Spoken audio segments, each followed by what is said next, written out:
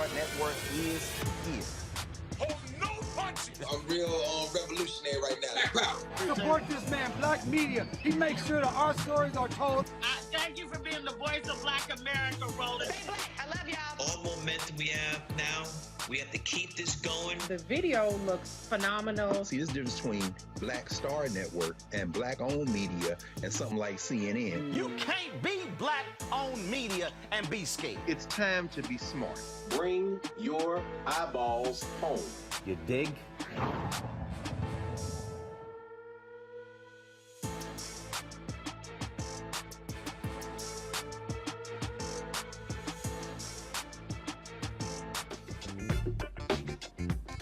What's up, folks? Today's Thursday, March 24th, 2022. Coming up on Roland Martin Unfiltered on the Black Star Network, the historical confirmation of the 116th Supreme Court Justice nominee, Ketanji Brown Jackson, has ended. Well, actually, if she confirms she'll be the 116th Supreme Court Justice. Jackson spent nearly 22 hours being grilled by members of the Senate Judiciary Committee. We're going to show you some of what took place today. We'll also talk with Jajuan Henderson, the interim leader of the Leadership Conference on Civil and Human Rights, who also testified today on her behalf. In Georgia, a sitting judge up for re-election can withdraw from a race, thus canceling the election, and then be appointed by the governor.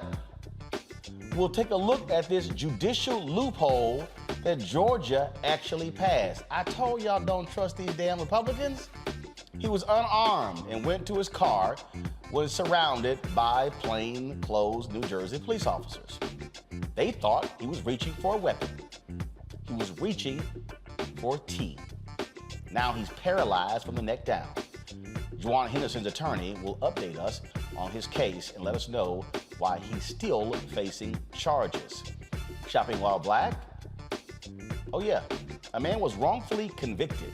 A man in Ohio was wrongfully detained and questioned by police officers who were actually searching for a white suspect described by dispatch. Eric Lindsay and his attorney will tell us about his lawsuit. Also, remember the brother in Florida where the cops bust into his crib and he fired a warning shot and fired at the cops and they charged him with attempted murder? Yeah, they dropped the charges. Plus, an art exhibit uplifting the black man is opening at the Reginald F. Lewis Museum of Maryland, African American History and Culture in Baltimore. The executive director of the museum will tell us about the Men of Change exhibit. A lot of stuff we want to cover, folks. And also, y'all know I got these ADOS FBA B1 people all mad and upset because I challenged them a week ago to stand up for Gary Chambers running for U.S. Senate in Louisiana. Ooh, they upset with me. Ooh, I don't give a damn. It's time to bring the funk on Roland Martin Unfiltered on the Black Star Network. Let's go. He's got it. Whatever the miss, he's on it.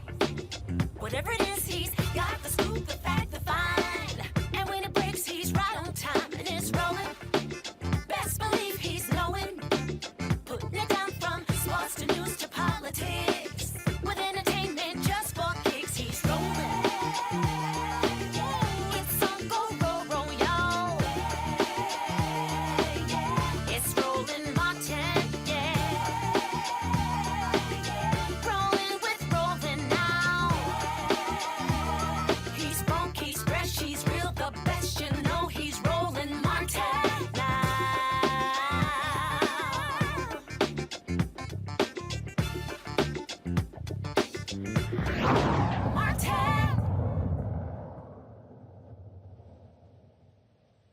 Over the last 3 days, we've heard over and over again, as we should, about the incredible qualifications that Judge Ketanji Brown Jackson has to serve on the Supreme Court. And I know I've touted them each and every day of this hearing myself.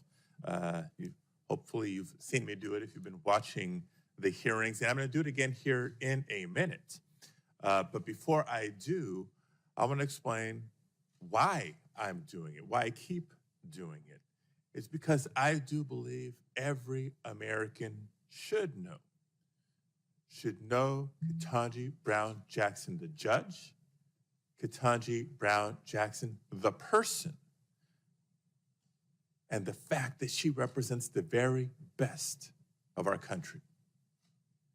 All right, folks, the confirmation hearings for Judge Ketanji Brown Jackson ended today after 22 hours. But the one moment, I dare say, now granted, we had, in the words of Senator Ben Sass, a lot of jackasses showing themselves on the committee. We're going to show you what he had to say about that. But I dare say the moment that people are still talking about, especially black women. Now, yesterday, of course, we were getting ready for the show. Spike Lee was interviewing me for the Colin Kaepernick interview. I was not watching the hearings yesterday, so I actually missed that critical moment when Senator Cory Booker of New Jersey, when he spoke for so many African Americans, but especially black women who were watching these hearings, who were watching the attacks on this sister, evoking in many ways the same way the white Southern Dixiecrats were attacking Thurgood Marshall in 1967 during his confirmation hearings. When Senator Cory Booker, when he spoke up, when he laid out this moment, and it reached the point where Judge Brown, when she had to grab some tissue, and she had to actually wipe away tears as she listened to Senator Cory Booker express his thoughts in that particular moment. It was amazing. So many people were tweeting the video out back and forth. They were showing it. They were just speaking to it. So folks, let's go ahead and play it. Thank you very much, Judge. After me, only 5 to go. But sit back for a second, because I don't have questions right away. I actually have a number of things I just want to say, because this has been not a surprise, given the history that we all know, not a surprise, but perhaps a little bit of a disappointment, some of the things that have been said in this hearing. The way you have dealt with some of these things, that's why you are a judge and I am a politician, because you have sat with grit and grace and have shown us just extraordinary demeanor during the times where people were saying things to you that are actually out of the norm. I had to go up dais to ask some of my more senior colleagues about what I feel like is a dangerous precedent. People are taking 1,000 cases you've been over, is that right? I'm sorry, I said you wouldn't ask you questions, but just give me something like that. Something like that. And from what I understand is that these cases often take days, weeks, sometimes months, right? To decide in a case, yeah. Yes. There's a trial sometimes, and folks are taking any of those cases and just trying to pick pieces out. And so my colleague, Senator Hawley, has been doing this all into the lead up and saying things, tweeting things that I think that a lot of us, when I was just trying to get some advice here, is this is what the new standard is going to be. That any judge coming before us that has ever chosen outside of the sentencing guidelines, below the sentencing guidelines, we're creating this environment now where I could make myself the hero of people who have been victims of some horrible crime and suddenly put whatever judge I want on the defensive by trying to drag out little bits when they have no context to the case. None of the facts. They're seeking to be America again. The land that never has been yet, but yet must be the land where everyone is free. Oh, yes, I say it plain, America never was America to me, but I swear this oath, America will be. That is the story of how you got to this desk, you and I and everyone here, generations of folk who came here and said, America, I'm Irish. You may say, no, Irish or dogs need to fly, but I'm going to show this country that I can be free here. I can make this country love me as much as I love it. Chinese Americans first forced into near slave labor, building our railroads, connecting our country, saw the ugliest of America, but they were going to build their home here and say, America, you may not love me yet, but I'm going to make this nation live up to its promise and hope. LGBTQ Americans, from Stonewall women to Seneca, hidden figures who didn't even get their play until some Hollywood movie finally talked about them and how they were critical for us defying gravity. All of these people loved America. And so you faced insults here that were shocking to me. Well, actually not shocking. But you are here because of that kind of love. And nobody's taken this away from me. So you got 5 more folk to go through. 5 more of us. And then you can sit back and let us have all the debates. And I'm going to tell you, it's going to be a well-charted Senate floor because it's not going to stop. They're going to accuse you of this and that. Heck, in honor of your person who shares your birthday, you might be called a communist. But don't worry, my sister. Don't worry. God has got you. And how do I know that? Because you're here. And I know what it's taken for you to sit in that seat.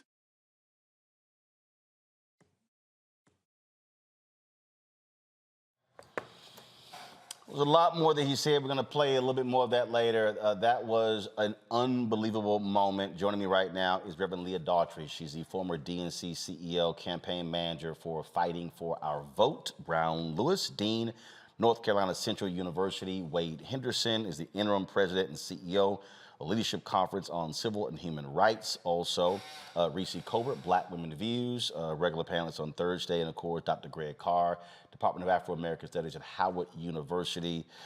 Leah, I will start with, actually, I'm gonna start with you, Brown. As that was playing, it appeared as if you were wiping away tears from your eyes.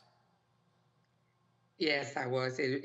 I've watched it before, but it continues to be emotional because I know the journey that she's taken to get here because we've all taken similar journeys.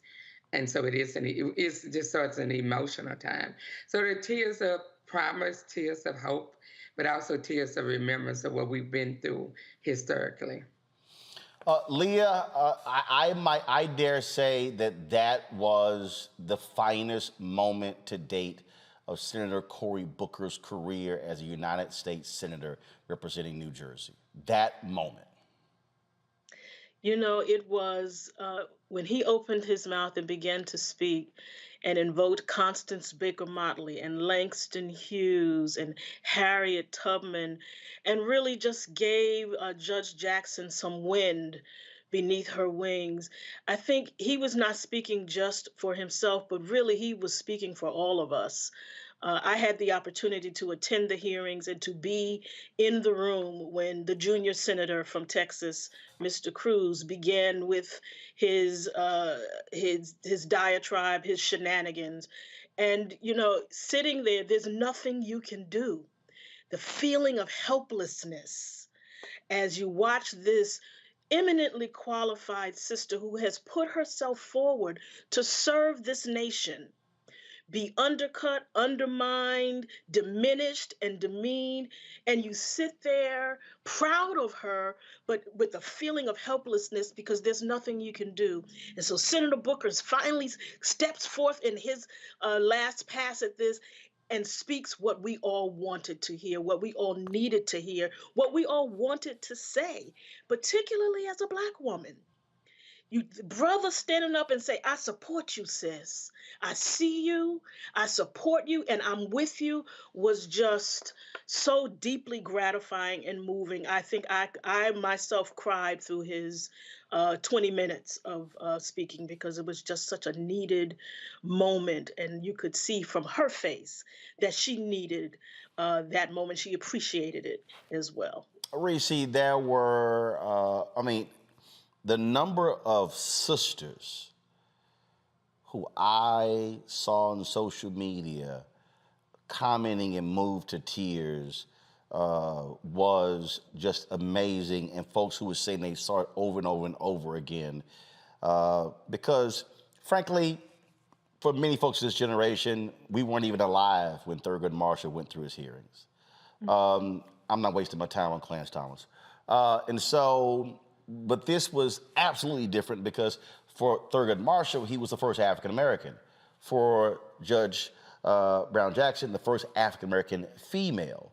And that really, I think, also why that moment was critically important. Absolutely. I mean, we have to claw and scrape our way into any position that we get, and it's painful.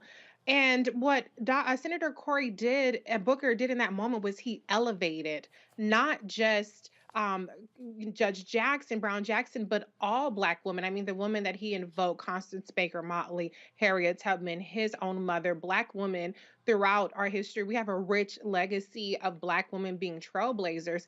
And as he pointed out, they certainly didn't get there by having a hand out, but what he did is he gave her a hand up in that situation. And, Republicans live in the gutter, they live in the mud. And I'm, for one, all for getting down and dirty with them and throwing some punches around. But what we really needed in that moment was to elevate her in a way that gave her the honor of this really magnificent position. The Supreme Court is one of the most prestigious appointments that one can have. It's one that has eluded Black women throughout the entire history of this country. And so she deserved that gravitas. She deserved that support. And she deserved that unequivocal backing in a way that really just showed that she earned the right to be there with dignity. She didn't have to sit there through all of those indignities and being debased and berated for hours so that people can get their sound bites for Fox News or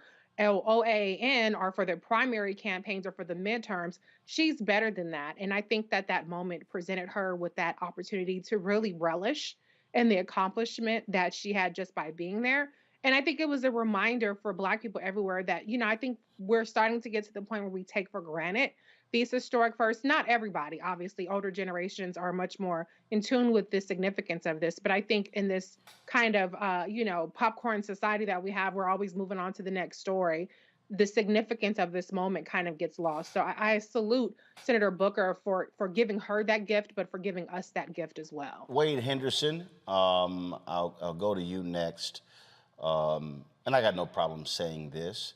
I think all too often, we as men, including Black men, do not fully appreciate nor understand the reality of what Black women have to go through in this society. When we think, I was traveling back from New York City yesterday after attending a conference for minority football coaches. Brian Flores and others were there, and then sitting with Spike Lee for the Colin Kaepernick documentary that he's working on. When we think about our history, and actually when I was traveling back, I was watching Selma in our Sprinter, and even when I think about that, sure, we could talk about Amelia Boynton and Annie Cooper, but the reality is, Diane Nash represented in that film, but the reality is, in our history, Black women have, especially the Black freedom movement, even before that and after, Black women have often been erased, not centered, not held up, when the reality is there ain't no movement without Black women. And so then or now. And so brothers need to fully understand why a Senator Cory Booker needed to affirm this sister in that setting last night. Mm-hmm. Roland, let me say I'm honored to be on tonight's program. The women who are on tonight's program have so eloquently stated the challenge that Judge Ketanji Brown Jackson faced in yesterday's hearing. And indeed, Senator Booker's moment was not just powerful, it was transcendent. It really was. What made the circumstance so powerfully tragic is that in Ketanji Brown Jackson, you have you have the most well-qualified individual ever presented to serve on the United States Supreme Court. Her credentials are unparalleled. So, we know that she graduated from both Harvard College and Harvard Law School with honors in both instances. Clerked for 3 judges, a district court judge, Court of Appeals, and the Supreme Court. Served as a public defender. Served as a commissioner on the Sentencing Commission. Her record is unparalleled. There is no other member of the court currently or that we can think of whose credentials were more extensive than hers. And yet she suffered the slings and arrows of demagogic criticism, criticism with no basis in substance, but was whipped up into a frenzy of froth for entirely political purposes, and in so doing degraded her at really her finest hour. And she was forced to sit stoically and listen to these criticisms and to have that couched under the guise of judicial temperament. It was a powerful moment. And Cory Booker's comments were cathartic. And that's why people cried, not just women. Men were touched by this as well. But as you said, Roland, I think, as a Black man, it's certainly important for all of us to recognize what this moment represents, not just to Black women, but to the nation. And the qualifications that Judge Jackson presents to the country as a whole is something that deserves to be lifted up and celebrated as the best of what America represents. She should be confirmed near unanimously. But the truth is, she'll be fortunate to get one, no more than two, Republican votes on her confirmation. And yet I am confident that even if she does not get one Republican vote, she will be confirmed.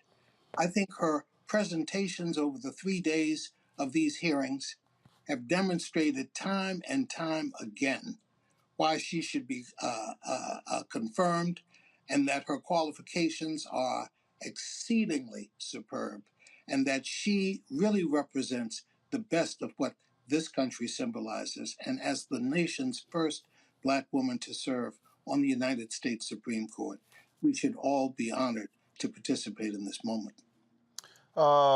Greg, it's interesting to listen to conservatives complain, saying, oh, Joe Biden, he stopped the first Black woman who could have been on the Supreme Court, Janice Rogers Brown. He filibustered her, when in reality you heard what Senator Cory Booker said last night. No, Constance Baker Motley could have easily been the first. And he said, remember, they called her a communist.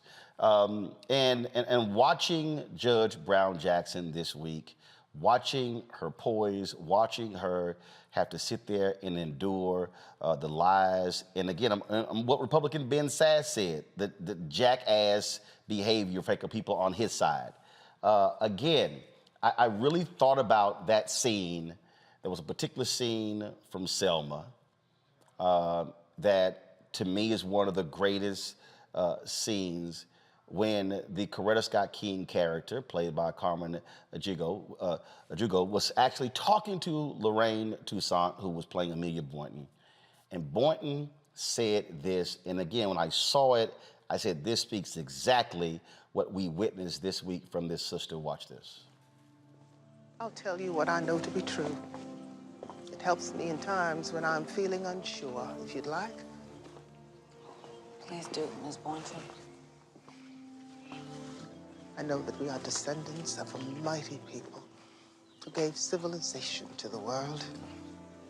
People who survived the hulls of slave ships across vast oceans. People who innovate and create and love despite pressures and tortures unimaginable. They are in our bloodstream, pumping our hearts every second. They've prepared you. You are already prepared. You are already prepared.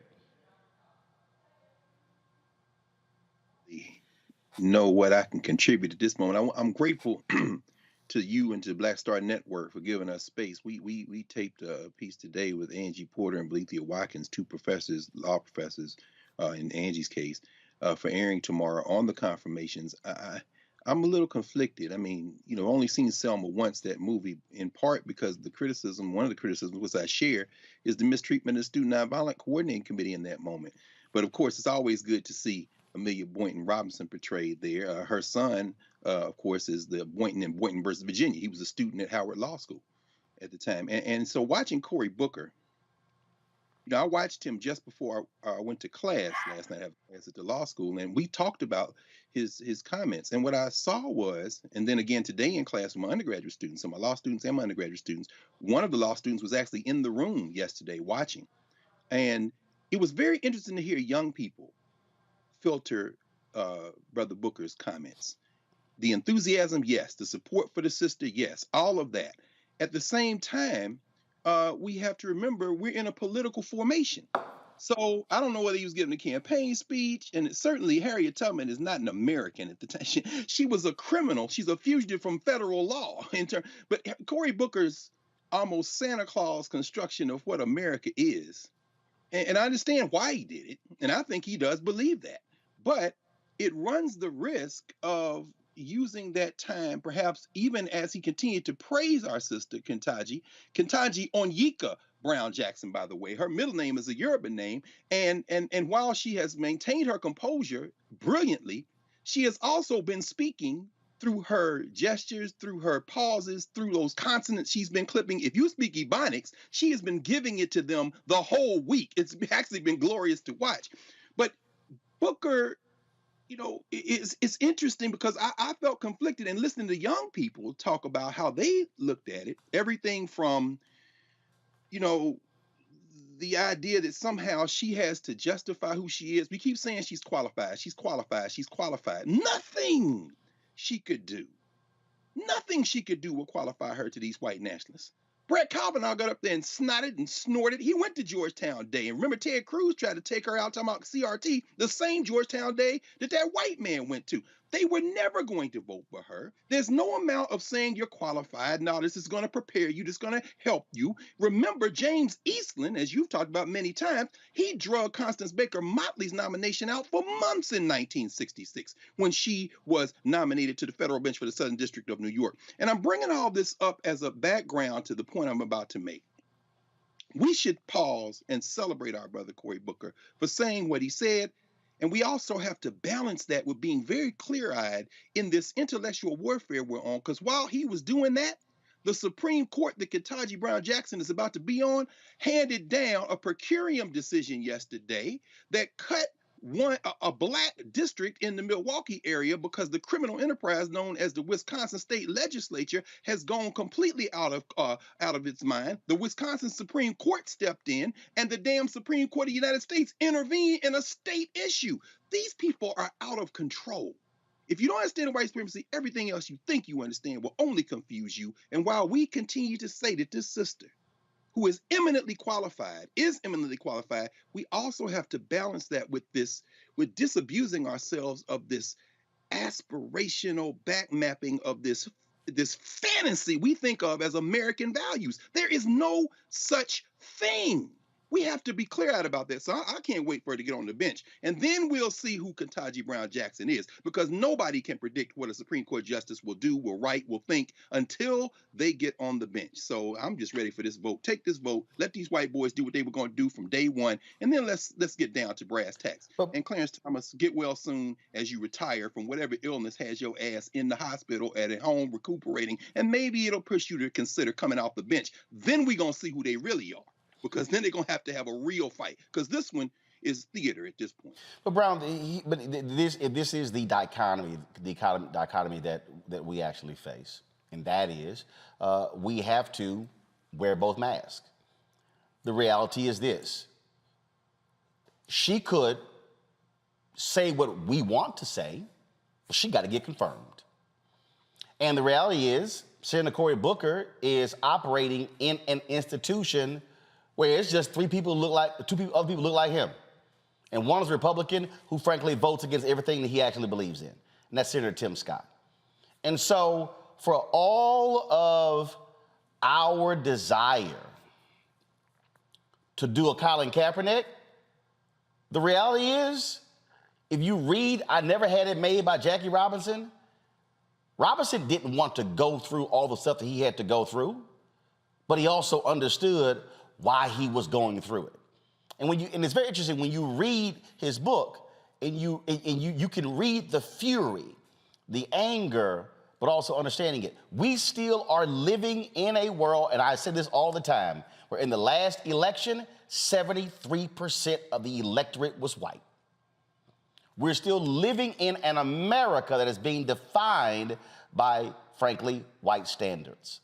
And so this week, I think, showed that.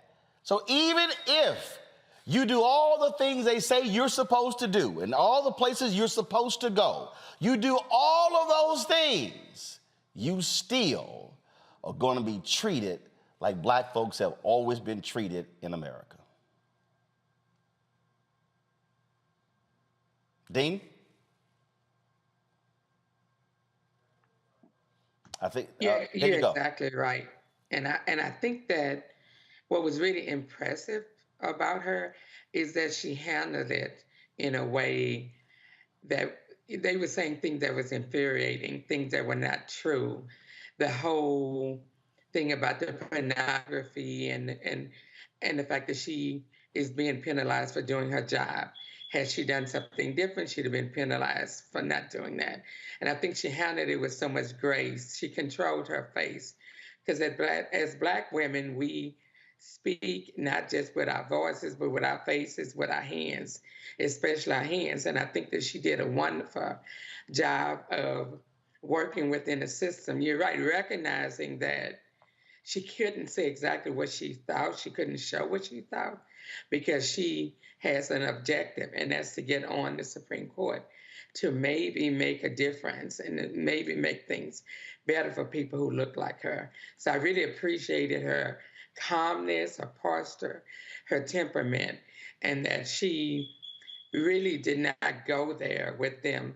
And she was polite, even when they were impolite. So I really, really appreciate that. But it goes to your point, what we're saying is that she's reacting to the world in which we still live, where we always always have to prove ourselves. I would have to be careful not to become that angry Black woman, to sustain and control our emotions in such a way. And not necessarily fair, but it was just what it is and what we are now. Leah, that, as Greg talked about how his students, how they saw it, again, it is the reality of how we have to go through this world. And we can, and I love it when I hear these people. You know, I had somebody who today was whining and crying, and they were criticizing. They were like, you know, you trying to sit here and get money from the government. I said, well, the government spends $1 billion a year in advertising. So what you say, Black-owned media shouldn't get any of the money and the white folks keep getting the money when they get $322 billion being spent every year and we're getting 0.5%. And so you have some people who somehow believe that you could just totally separate yourself from this world. Ain't no reality in that whatsoever. In fact, you can be at a Howard University, they call it the Mecca, but you know what? You still gonna have to go to Capitol Hill and talk to folks when it comes to funding. And so it's getting people to understand that this is still the Black reality in the United States. What we have to endure silently, we know is bullshit. We know folks lying, but you got to sit there and keep a certain look on your face. And inside you cussing them out, but outside you can't say a word. And you know, that is really the story of our lives as African Americans in this country, where we really have to keep our eyes on the prize and keep the main thing. And we can do a lot and say a lot, but what is the goal? And for many of us, those who believe in the liberation of Black people, we know that there are many routes to that, and we all need to work the route that we are in and work in the rooms that we've been assigned in order to move the liberation of Black people forward. And what you had, the point here, and let's keep the main thing. The point here is to have an African American with her lived experience on the Supreme Court. So sometimes that means you got to hold your tongue, bite your tongue. Somebody else has to say the things that you can't say. But again, the main thing needs to be the main thing. And I think she was smart enough. to understand what the goal is and would not let herself be dissuaded or distracted from the goal in order to give a sharp answer or a quick retort to a bunch of people who are, quite frankly, running for president and trying to get their brownie points with their base. So this is the tension that we have as Black people in this country, that we have always had: how to advance ourselves, protect our communities, move our people forward toward liberation while working inside of a system that was not designed for our success. And we've, quite frankly, exceeded. We got a lot of work to do, and I'm with you, Roland, on getting the money. The money that the government spends is our money. We are taxpayers, Right. and we have every right to get the contracts, get the grants, get whatever the government is, because essentially they are giving me back what I have paid in for all these many years. Why should I leave and let the white people spend my money? This is my money too, and I want some of it, and I deserve some of it, and we ought to be able to have the funds apportioned to us in the way that we deserve. And so I don't see what the problem is. It's not either or. We make it an either or. But the fact of the matter is, the only way we're going to be liberated in this country and get what we deserve as God's creation is to have an inside and an outside strategy. And as long as the inside and the outside are communicating, talking, and collaborating, then that's what we need in order to move our people forward. Wade, I try my best to do what Maya Angelou told me years ago. I didn't see it that way. She did. We were talking, and this was a month before she died, and when she was being celebrated with her portrait, and they had a party for her at the Smithsonian Museum of African Art. And I was interviewing her, and I mentioned my brother and my sister's teacher. She says, "No, you're a teacher." I said, "No, I'm not." She said, "Oh, no." She said, "I watch you. You teach." She said, "Oh, you are a teacher." And so I'm always talking about how we have to rethink our approach to politics. And today, I was going back and forth with some folk, because a week ago, I challenged folks who support reparations. I'm like, well, are you going to stand with the brother Gary Chambers, who's running for a senator in Louisiana? Gary talked about how John Bel Edwards won by 30,000 votes the gubernatorial race and how many votes it took. And he said how many unregistered Black people there are in Louisiana. And he said, he said, if we get the same number, I could beat Senator John Kennedy. And so I'm watching this hearing, and again, and I'm dealing with these trolls and these people who going back and forth, and I'm sitting here going, don't y'all know that if Gary Chambers beats Senator John Kennedy in November, Senator John Kennedy ain't questioning nobody with his fake accent on the committee? If Sherry Beasley wins in North Carolina, Tom Tillis ain't asking questions on the Judiciary Committee because he's gone. And so I'm sitting here going to the folk, you can't on one hand talk about how Judge Ketanji Brown Jackson is getting treated and totally ignore what can happen if you remove and beat two of the very Republicans who are questioning her on the same committee. They go hand in hand. Teach, Roland, teach. Let me say, Maya Angelou was correct. You are a teacher. And one of the things that has to be done under these circumstances is to link the lived experiences of the people we're talking about, what they desire most in terms of accomplishing things like police accountability and reform, or voting rights, not simply for the sake of voting rights, but to achieve a more just society than we have currently. It requires people to register and vote. I understand that is not everybody's answer to the problems that we face, but it is certainly one answer, and we have to pursue it.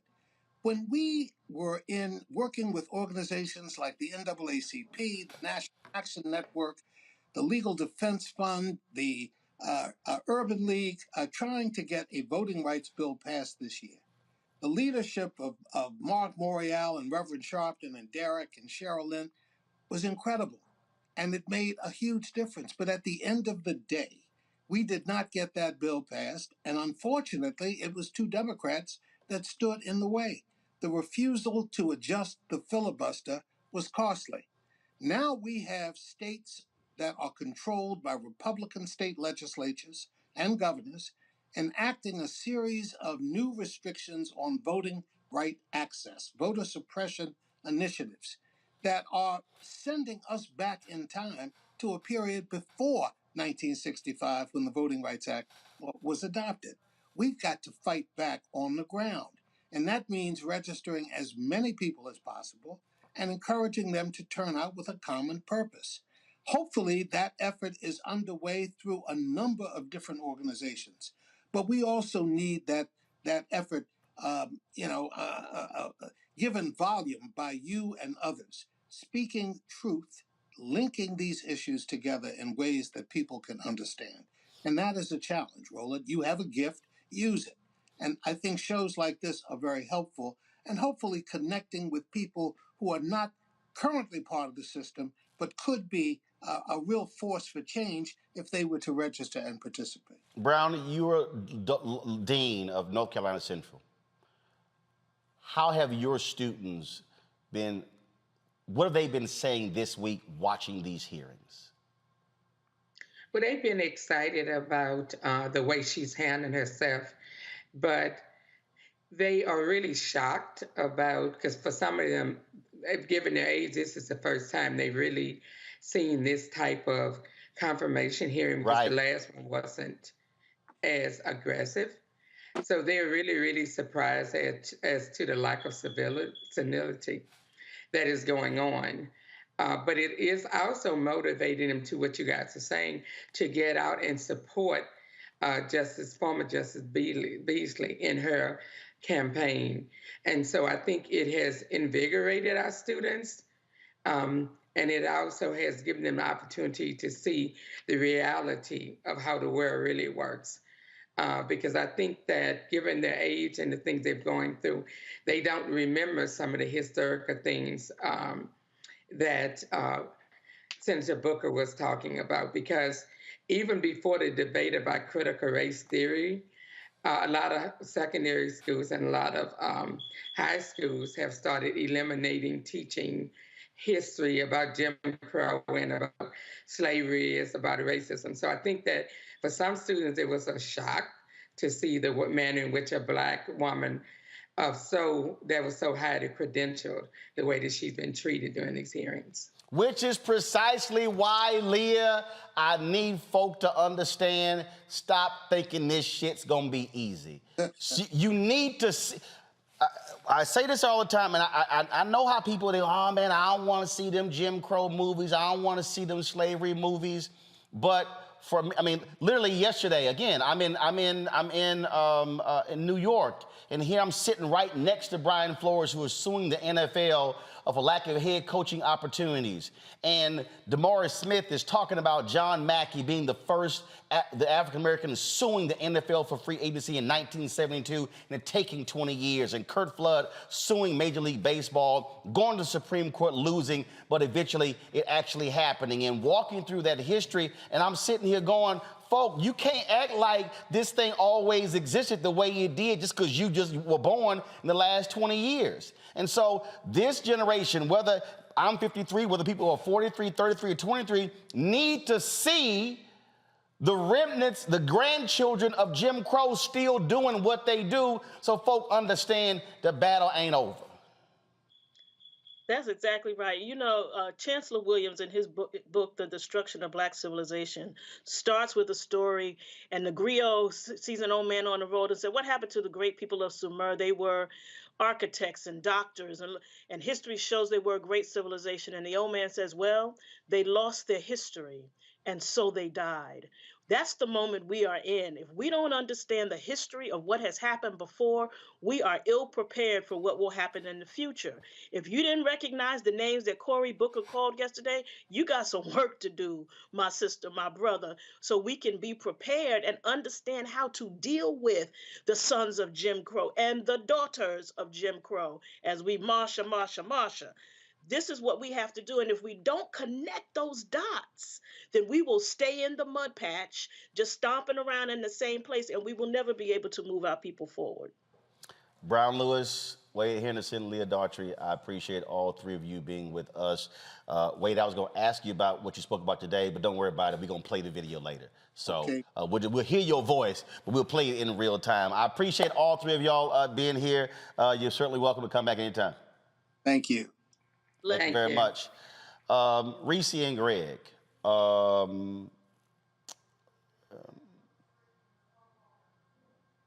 It was... it still, to me, is just extremely interesting. And Greg, I'm gonna start with you on this one.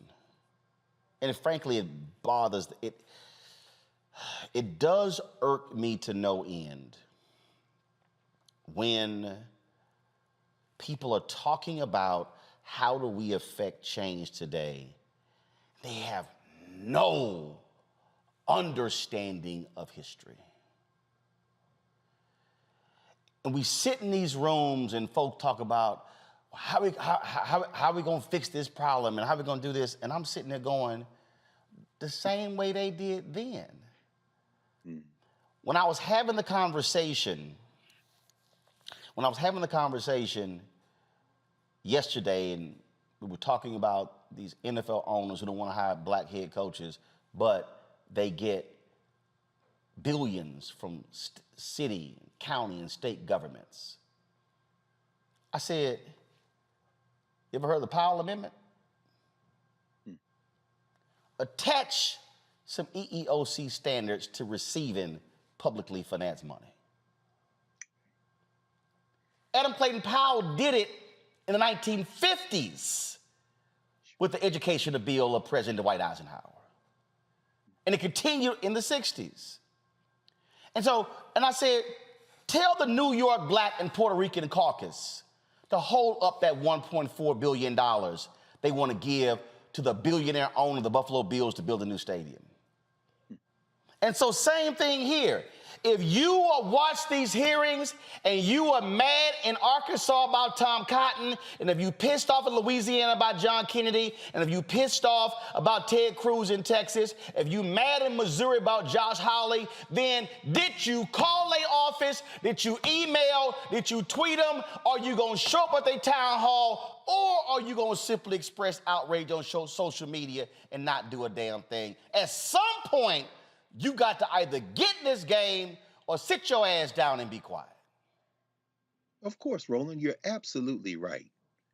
And that is, again, why this platform, this network is so important. We're not engaged in just cheerleading. And let me be very clear from earlier. I think Ketanji Brown Jackson came as close to pitch perfect as you're going to see. So my remarks on Cory Booker were about him, not her. And I wish Cory Booker had been even more eloquent and precise. I think some of his metaphors were quite frankly absurd in terms of these combinations, and it speaks to this point that you're raising here for this reason. These people don't care about facts. You can't appeal to them and call them colleagues like Cory, oh, my friend, my friend. All that rhetoric goes out the window. Do you understand Ben Sass, for all his kind of corn pone, all shucks, is a soft white nationalist? And Josh Hawley was talking to QAnon when he brought up that child porn stuff. That is the Ketanji Brown Jackson that gave 4 years to that white boy that drove up from North Carolina in Pizzagate and threatened to shoot up everybody on Connecticut Avenue. So, of course, her record is unassailable. But what these white men were doing, and I agree with Reverend Daughtry, they are campaigning for 2024. They're auditioning. They were always going to vote against her. Now, what you've put on the table, Roland, is the only thing we need to be discussing when it comes to electoral politics. Register, vote, and get rid of them. Did you see Mike Brown, the Indiana senator that said that perhaps the Supreme Court should have never legalized interracial marriage? Yeah, Senator Mike Braun.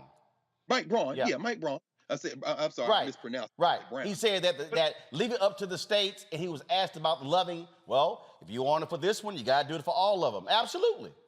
Exactly. But I'm saying Cory Booker is saying, Judge, when your parents came along, it was illegal for your marriage to. Yes, that's true. But don't then couch that in, but we're better than this. There is no we, brother. You got to energize our people like Gary Chambers is energizing him, in my opinion.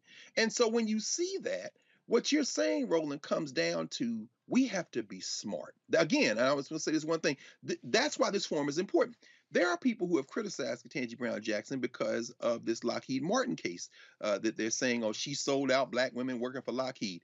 No, you need to do some research. When you read that case, and I've read that case and I discussed it with my students, what Justice Brown, what soon to be Justice Brown Jackson did at the district court level, most of her opinions are at the district court, which is why she gave young Josh Hawley his entire ass lunch. If you watch and understand sentencing guidelines and all the things that were being discussed, she embarrassed Cruz, she embarrassed Hawley and all them. But when you look at that case, what you realize is if she had accepted that settlement, it would have precluded any other black employee at Lockheed for bringing a subsequent suit. So you could argue whether or not she should have allowed the agreement to go forward or not, but she, in effect, preserved the rights of other black people to sue in the future by sacrificing the settlement that this subgroup of black employees that happen to be black women brought in that moment. Now, that's something that legal scholars would argue about. But when people say, well, see, that's evidence she's against black people. No, we got to be smarter than that. Because they ain't read shit. They ain't read a damn thing, just running their mouth. Running their mouth. And then they say, well, the FOP endorsed her. Noble endorsed her. And then people say, what's Noble? Exactly. Please understand that this woman is going to be on the Supreme Court. This sister is going to be on the Supreme Court, and she's going to be in the minority for the foreseeable future. However, her dissents, her opinions, joining Sonia Sotomayor. Now, I'm not going to talk about Kagan, but joining Sotomayor, they may well turn into precedents in the future when we get a majority. But you'll never get a majority if your ass doesn't vote, because they are running a Boston on the United States of America right now, and you're not going to fix it by complaining. This is a complex thing. You've got to vote. See, one of the reasons why I started following Reese, because one, let's just be clear, Reese couldn't have sat in front of that hearing with that face of Judge Brown. I'm just letting y'all know. I mean, they would have had to do some bleeping if Reese was sitting up there. But Yeah. The thing is, it's breaking these things down for these people who don't read Jack, they don't watch Jack, they don't study Jack. All they do is see a tweet that somebody else posted and they run with it. And it's just like, I love these people here who talking about, oh man, you was sitting here saying if Hillary couldn't dance, she wouldn't get the black vote. I'm like, don't you dumbass know what levity is? The whole room laughed. I said, oh, but you skipped over the whole hour of questions that we had at Claflin University HBCU. I'm like, oh, y'all skipped over that. And see, that's the silliness we're talking about. What Greg just detailed. Yeah, I've had some folks send me those tweets. Man, she screwed over the black employees. But you didn't read it.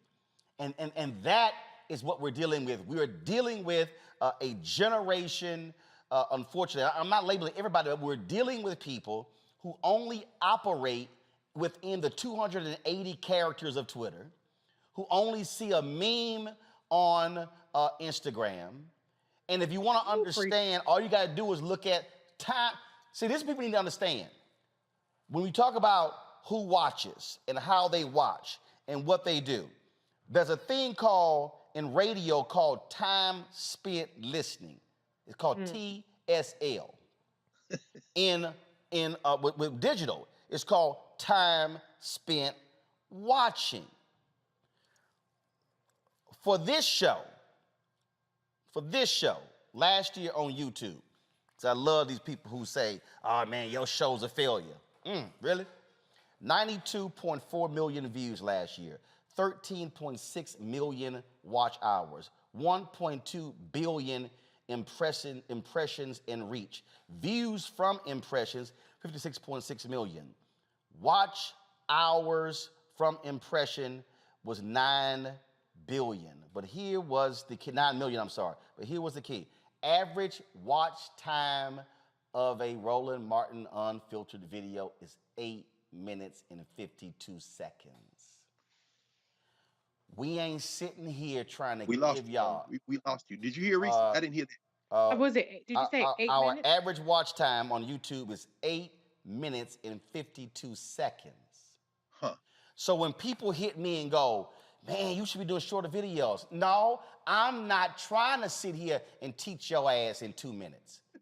Because you can't explain every damn thing in 2 minutes. You got to walk people through an understanding, and that's what the deal was. And so when you saw her answering questions, it was like, no, I got to answer your question. You don't quite understand. No, no, Congress should have done this. No, judges can't do that. No, at the district level, I had to follow this. No, that's what it is. It's context and nuance, and the game of the Cruisers and the Harleys and all of them is to see if I can tag you. And as Sass, who, punked out, was critical of Trump, but then kissed his ass, went quiet to get his endorsement because he didn't want to fight him, and then criticized him after he won. But he is right. It was a bunch of jackasses trying to make TV, and that's why Ted Cruz was busted looking on Twitter and searching for his own name. Reese, go ahead. Yeah, but let's be clear, Ben Sass ain't shit either, so fuck him. I don't care if he wanted to call some people out, stating the obvious about jackassery, but the problem that we have, and Roland, you said generational, but I would say it's a societal problem that we have. People would rather sound knowledgeable than actually gain knowledge. And so what Republicans did with these performances is they met their folks where they are, which is in the gutter, which is in sound bites, which is in captions, tweets, memes, clips. That's where their people are. And frankly, that's where most people are.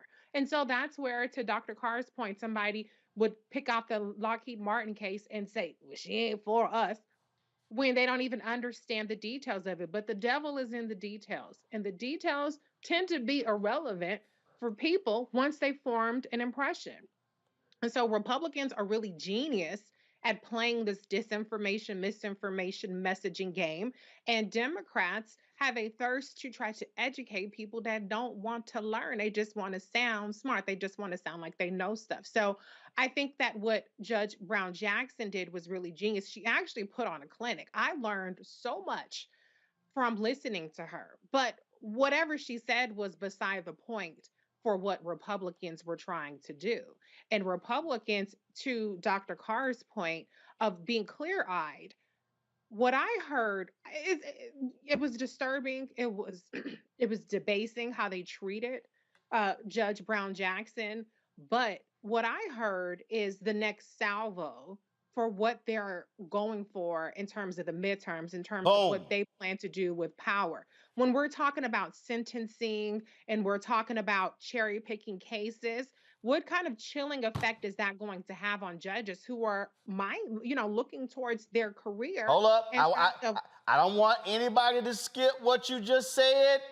That's right, Roland. Come on, Reese. Because 11 incumbent Democratic judges who supported bail reform in Harris County, Texas, where Houston is, lost in the primary because the police unions endorsed and funded prosecutors who ran against them. Right. You have Governor Kathy Hochul, who is in New York, who is trying to scale back on some of the bail reforms that have been made there.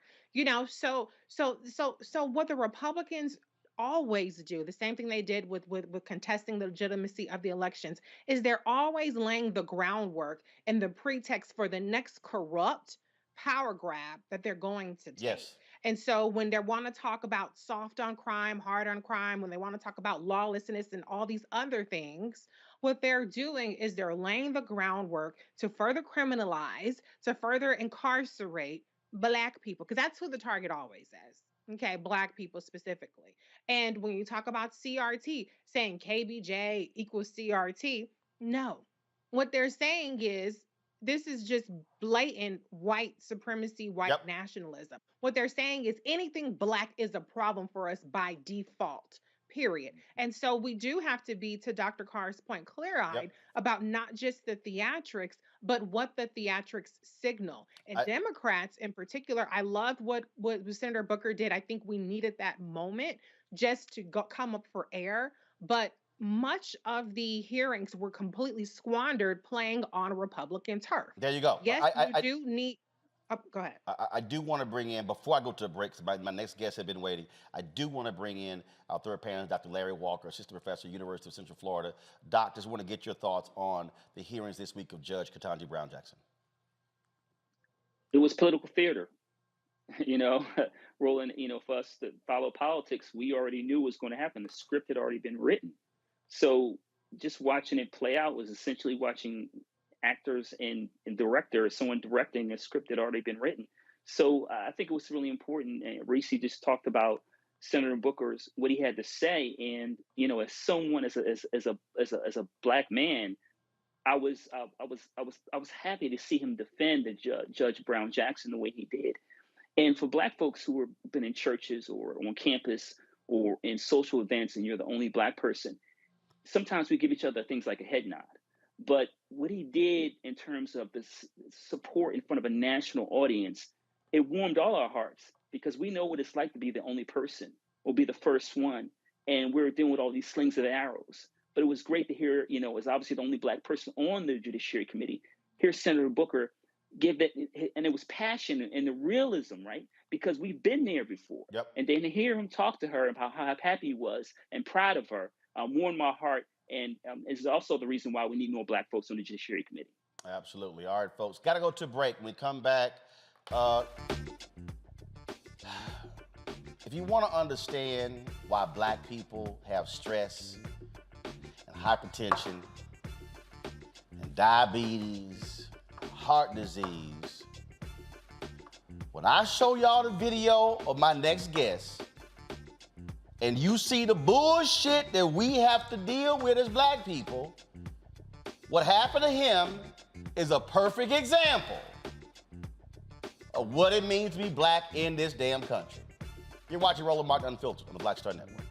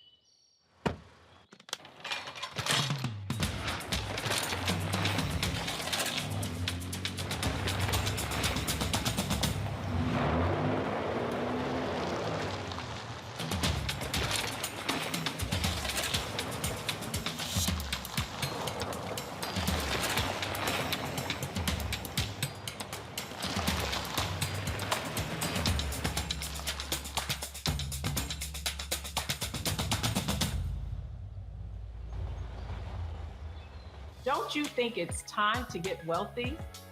I'm Deborah Owens, America's Wealth Coach, and my new show on the Black Star Network focuses on the things your financial advisor or bank isn't telling you. So watch Get Wealthy on the Black Star Network.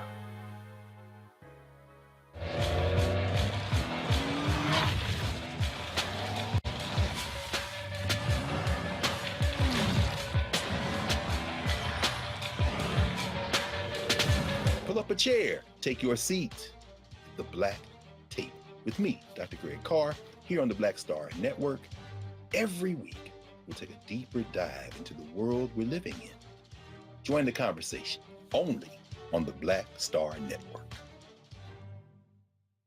Yo, what's up? This your boy Ice Cube. What's up? I'm Lance Gross, and you're watching Roland Martin Unfiltered.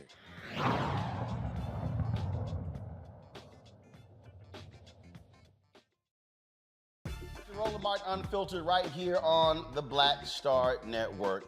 Look, we talk a lot about what it means to be Black, the BS you got to deal with, the stuff you got to go through.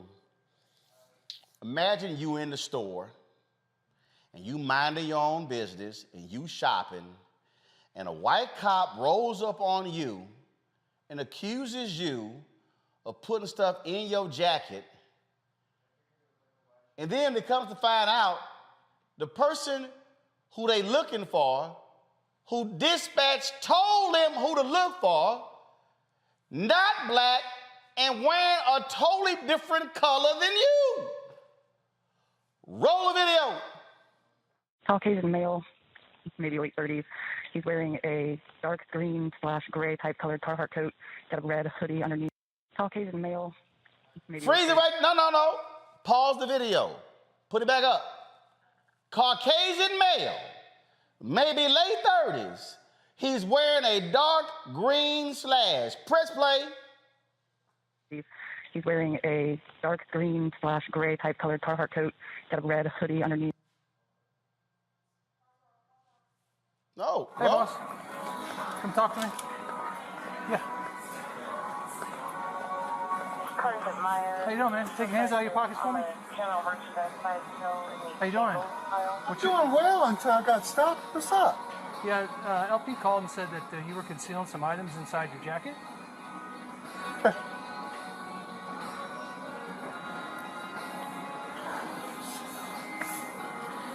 So who do I sue? Huh? Who do I sue when you don't find shit? Hey, come get this on film. Well, that's what Who we're do I trying- sue? No, we're just trying to figure it out. Like I said, we got a call that LP is following somebody.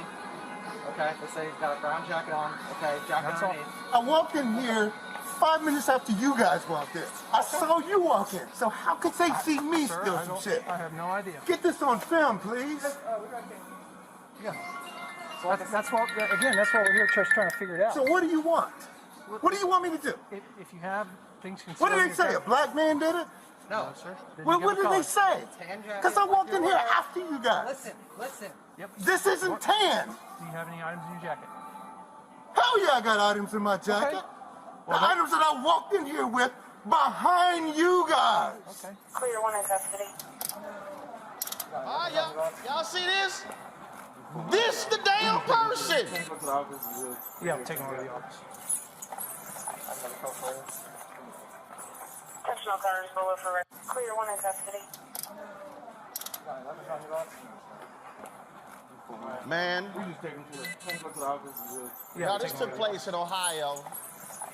My next guest is suing the Westchester Police Department for this just unbelievable. You heard him say, who do I sue? Off the top, somebody about to get sued. Eric Lindsay and his lawyer Fannin Rucker join us now from Cincinnati, Ohio. Glad to have both of y'all here. And it's always good to see alpha men in the joint. I appreciate it. So, I see, Eric, this is what I'm saying. I mean, first of all, y'all, get the video back up. If y'all see, go to the beginning of it. You see Eric's body language. He was like, this is what his body language, come back to me on one. This is what his body language really, he first was like, all right, hear that bullshit I'm about to deal with. You saw the whole look up like here it come. So Eric, you walked in after them. Yes, I did. And when you see me standing that way, you know, I had two cops walking toward me in the aisle. They had the aisle blocked off. So when you saw me standing there, my heart's beating fast because I don't know what's about to happen. There you go. And then when he told me, that's what I'm doing right now. I'm trying to catch my breath. I'm trying to relax. I'm trying to stay composed. And then I said, screw this. Who the hell gets sued? Yeah, I mean that's the thing that we got to deal with. Elevated stress levels, heart starts racing, all that sort of stuff like that. And that's what it means to be black. And let me remind people, we're talking Ohio. What happened in Ohio? That's where John Crawford III was shot and killed when somebody called the cops and said a man was waving a gun in the store and it was a BB gun that they sold at the store, and he on the phone. And when you hear Eric say they blocked off the aisle, that's the cops, when they rolled in on John Crawford III, rolled in with guns and boom, shot him instantly and he died. That's our reality, Fannin. Roland, and first of all, thank you so much for having me back. I'm glad to be back here with you. I'm a member of the Cochran firm. What we see in this is exactly what the principal idea of criminalization of black folks. Black folks going about their daily lives and being assessed or being accused of being criminals for doing nothing that's even criminal at all. We see it so often. And unfortunately, we saw it on this particular occasion with Mr. Lindsay, and something has to be done. Eric, help me out. Okay, so after you jammed them up, what happened?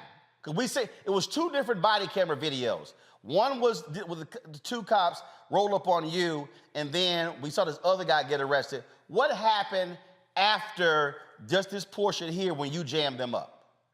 Well, at a certain point, you know, there's the two cops are standing together, and then the store manager is standing with them.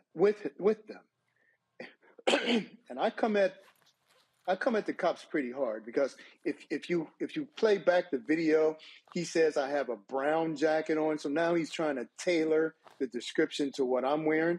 And then he says it's a tan jacket, and then he's saying, listen. And I'm saying, what the hell am I listening to? This is not tan. This is orange as fuck. And so soon, you know, then they get the call that the actual shoplifter's on the other side of the store. So they go over there. And the one cop stays with me and is apologetic and all this kind of stuff. And then he goes, you know, I understand you feel pretty upset. I said, you will never understand how I feel until you get black skin. So then they went on to the other side. And like I said, I really got into them. So I'm saying, well, you know what? I need to go over there and see who they arrested, because if this guy has similar clothing on, then I owe them guys an apology. And when I got over there and saw that guy right there again, I mean, I lost it again. I just completely lost it, because that guy looks absolutely nothing like what I had on. From the clothing to the skin color. Doesn't look like you, not the same skin color, all of that. But the crazy thing here, Fannin, the dispatch says Caucasian man, green.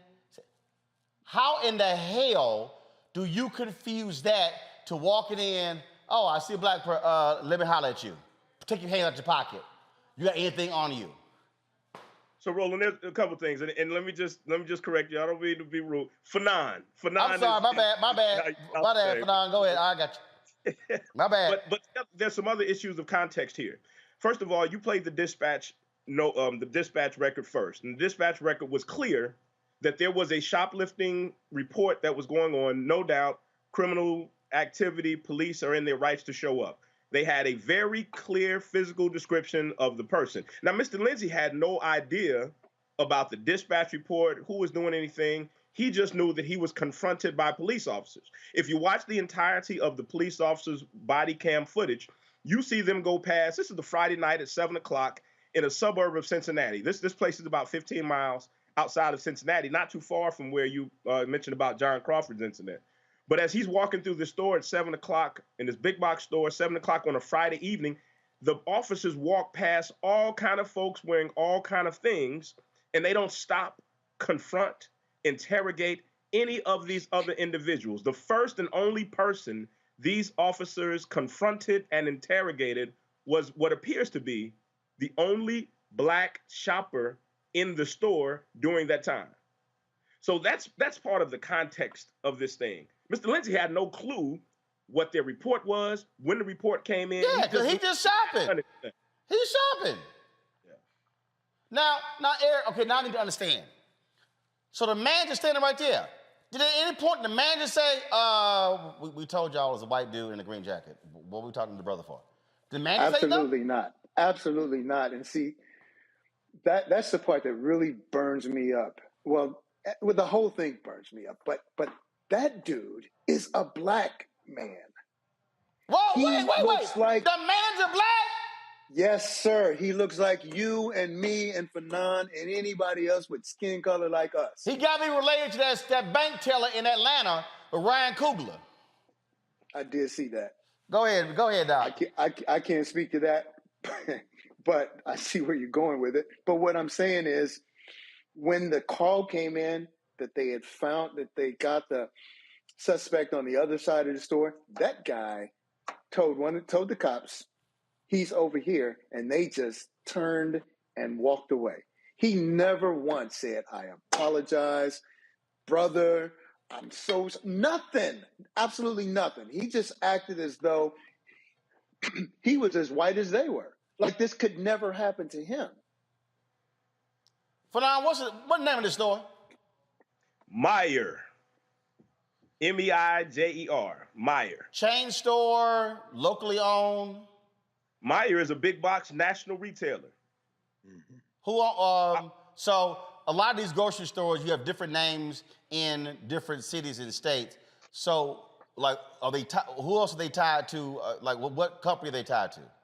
No, Meyer Incorporated is the national operating store literally across the country. Got it. There are dozens. I mean, it's like, you know, some of the other ones that we know, Walmart, right. Walgreens, Kmart. I mean, it's just the same. So and my understanding is that's what they operate in across the country with that same name. So what has been their response?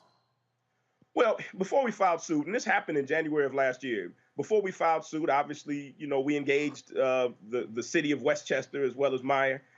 They were very non-responsive and pretty dismissive, even since we filed the lawsuit. Oh, it's just a brief intrusion. He could have walked away. Let me tell you something. I was a judge for 13 years, and I was a prosecutor for much of my career before I joined the firm. There's something called obstruction of official business. If police officers confront you in the state of Ohio and start asking you questions about an investigation that they're involved in, try to walk away. Try to walk away. They will charge you with the offense that can carry 90 days in jail, and they'll take you to jail. And can I add something also? We saw this man who they actually were looking for be arrested. We heard later that there was allegation that he had a sharp tool or device on him. This man all of this stuff happened. That man was cited, given a ticket, and released. He wasn't even taken down to the jail to be processed after all of what he was accused of doing. And I'll just suggest to you that my thought is, if he had been black, that would not have been the way his charge and his allegations would have been handled. That's just straight up unbelievable, but it's not because unfortunately it is the reality for us in this country. Well, gentlemen, let us know how this moves forward, what happens. I'm sure y'all now have their attention now that this lawsuit has been filed. And Eric, have you been back to that store? Have you been back to that store since? No, I have no reason to go back there. There's plenty of other places to spend my money, so I'd rather go there. But no, you know, you started this whole story by saying that you wonder why black people have high blood pressure. And I mean, this has taken some time to really get over. The anger, even when I watch the story now, like the local news here did a in-depth report on it.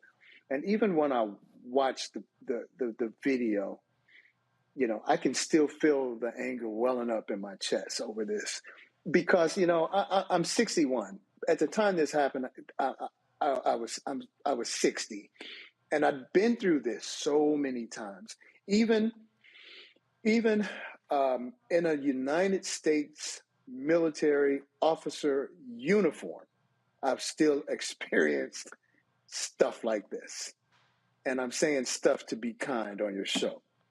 And at a certain point, it just gets to the point where it just comes out. And what you saw in that video was me reaching that boiling point, that point where, you know, I just had enough. And so if anyone sees this, by all means, listen, I I would hope that they would not react like that, because everybody knows this thing could have ended much differently, and in a much worse case for me. But at that particular time, what you saw was raw emotions. I did not step back and go, "Here's this bullshit coming back again," that we always face. I didn't look at that at all. The first thing I was thinking is, what's about to happen to me? And then after that, I just couldn't believe what I was hearing. Yeah. So totally understand. Well, first of all, thank goodness you're okay. And again, we've seen these situations happen where they go left real quickly. And so thanks for joining us, Eric Lindsay, Fadon Rucker. Thanks a lot. Thank you so much. Thank you. Going to go to my panel, Reese, Greg, and Larry. And Reese, we're trying to find a video. I think it happened in Houston. It was a black woman. The cops rolled up on her and pointed guns at her. Wrong person. And the sister was like, and they said, well, you know what? This is a learning opportunity for the cops involved. Go ahead, play the video. So this is a learning curve for you? Putting guns to an innocent person back? That's a learning curve. I'm not saying that. I'm just saying I said every call, there's something to learn. That's a learning curve. You put guns to my back. That's a learning curve for you? That's a learning curve. You put guns to my back. That's a learning curve. I could have died. And that's a fucking learning curve for you? A learning curve. A learning curve? Really? A learning curve? A learning curve? That's a learning curve, bud. You got the call. They put guns to my back. Okay. That's a learning curve? Okay. A learning curve? Really? A learning curve? This is my life. And you want to talk about your fucking education? A learning curve? Why are you wiping the surveillance video? Ma'am, I can't elaborate on our investigation. Why are you wiping the surveillance video? Watch it. We're not allowed to wipe it. I just heard you say until you finish wiping the surveillance video. You misheard. Hey, the female that came out of 225 was running a... what's your best contact? They had guns to my fucking back, y'all.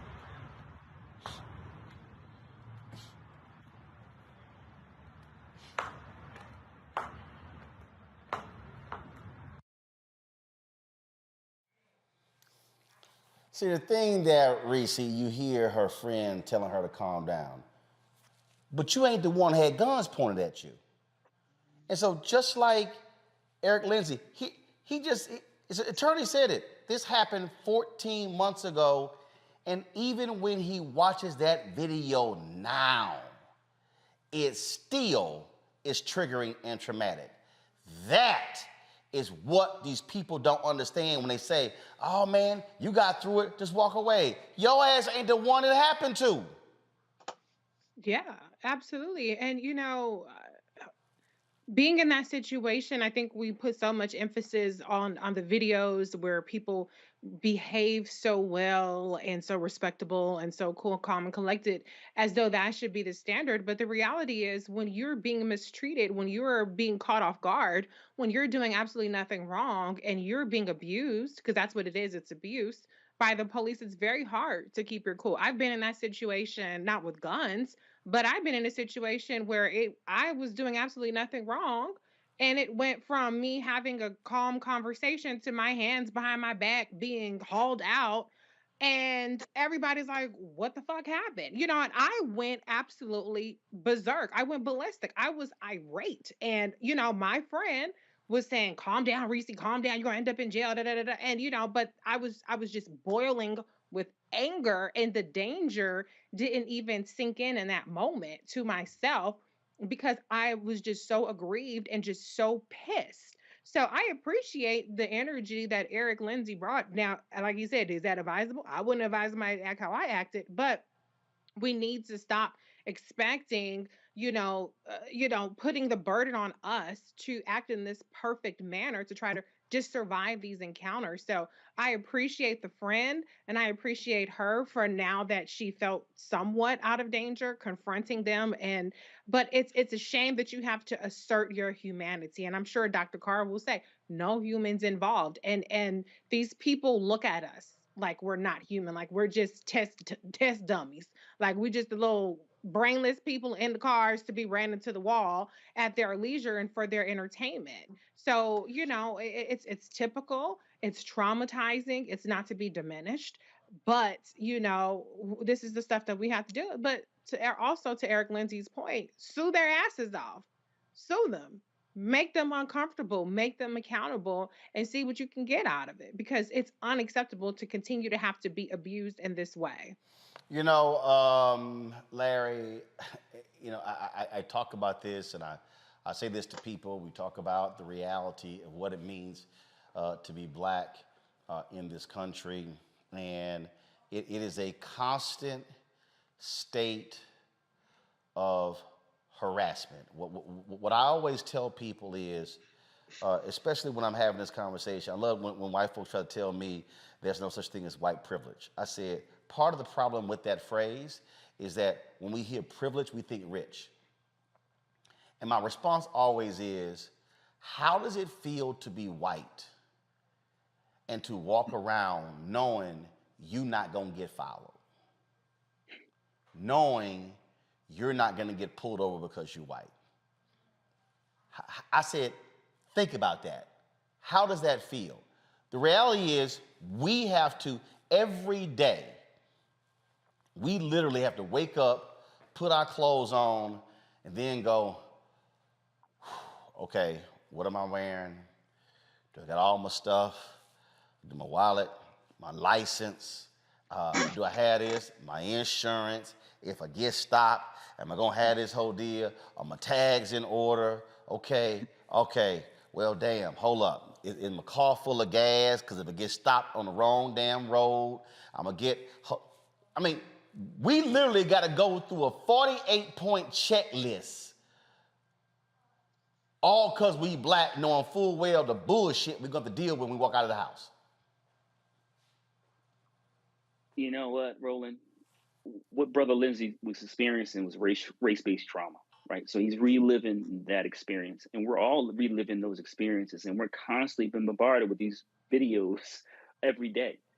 As a black man and as a father of a 19-year-old, when I see videos like this, it upsets me to a level I don't think most people who are not black can understand or experience. The other thing I want to note is that when it comes to people not seeing our humanity, right? That black people in the society are not valued, and you just don't see us, right?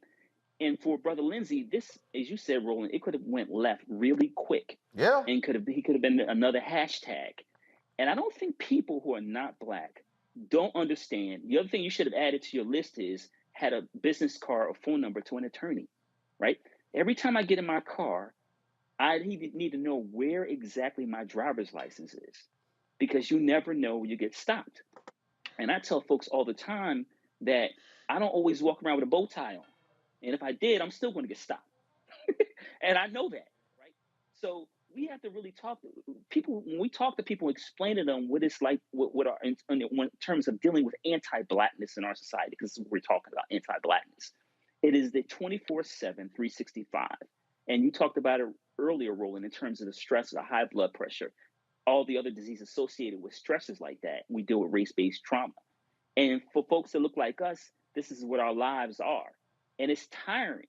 And so when you see Brother Lindsay's response, and Reese talked about her response, it is this, you're exasperated, right? Because you're tired. I'm tired of dealing with this every single day. Everywhere you go, your blackness is being magnified 1,000 times over compared to other folks who are actually doing something wrong, and they just kind of walk by while the cops are harassing you. And look, we got to put an end to this, because we're losing too many black lives because folks want to criminalize black folks and don't see our humanity. And Greg, this is why some people I've had some people criticizing me, some white folks. You got this segment called Crazy Ass White People. Yes, because I'm exposing individuals who call the cops on black people for selling lemonade, who call the cops on black people for delivering packages, knowing full well that black people are on the end result of getting shot or beaten by cops. And yes, our reaction can't even be the reaction that white folks get. White folks, I remember the video we showed of the white guy who got indignant with the cops. He said, "Now you ain't stopping me," and drove his ass off. Yet we got examples of a black person driving off and they pump 50 bullets into the car and then say, you were fleeing the cops. I mean, this is why we talk about these things, and this is why I ain't got no problem when one of these racist white folks lose their job because of what they have done to too many of us, because it literally is life or death with us when the cops come. And these cops, the dispatch said, Caucasian man in his 30s in a green jacket. This was a 60-year-old black man in an orange jacket. Absolutely. It was, Roland. I mean, I don't have a good answer. I agree with you, Dr. Walker.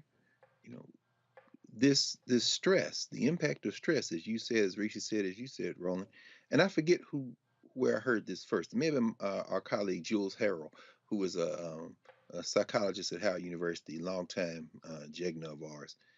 You know, every time you get seized with that panic moment, it could be if you're driving and you see the lights, the cop lights go up in the rearview mirror.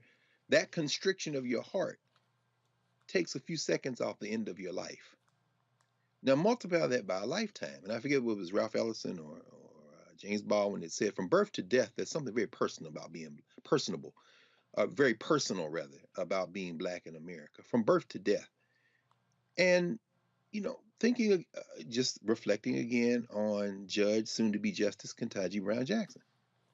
Every time Ketanji Brown Jackson answered a question from one of those racists, that smarmy ass Ted Cruz, that chinless Tom Cotton, that punk Josh Hawley, she could not do what their fellow white man, Brett Kavanaugh, did, who feels like he was born with an entitlement to sit on the Supreme Court. So he starts snotting and crying and yelling. And if she had even breathed in that direction. But the thing that ties these two things together in my mind right now is that every time the more ridiculous they got, you watched her, and a couple of times, especially with that punk Josh Hawley, who's a purebred punk, she went like this. Thank you, Senator. All of that feeling that we saw in that brother a second ago, that was Judge Brown Jackson as well. And finally, you know, you could see Brother Lindsey clenching as you were interviewing him. We've all felt that. Yeah. We all felt that. And in that video, there was a look on his face, not of surprise as much as resignation and a bit of sorrow. He had a mask on, but we could all see in his eyes. And the other thing I'll say is, I'm going to give this brother kudos for this, Brother Lindsey. Brother Lindsey put on a clinic which shows you how prepared he was, because he didn't have time to think.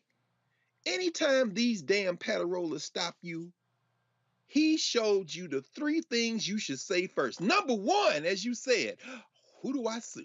Number two, get this on film. And number three, what do you want me to do? In other, if I promise you, man, if that was on a card, look, can you sue for me? Who do I sue? Get this on film. What do you want me to do? Boom, boom, boom. Back them up. That's why that video went viral. You about to lose your job. You about to lose your job. That's what it's all about. Y'all hold tight 1 second. I gotta go to break. We come back. We're gonna tell you about it again. Brother in a car in New Jersey, get stopped, reaching for a T. What did Larry just say about reaching for your driver's license? That brother's now paralyzed because he got shot 4 times. We'll talk with his legal team next. You're watching Roland Martin Unfiltered on the Black Star Network.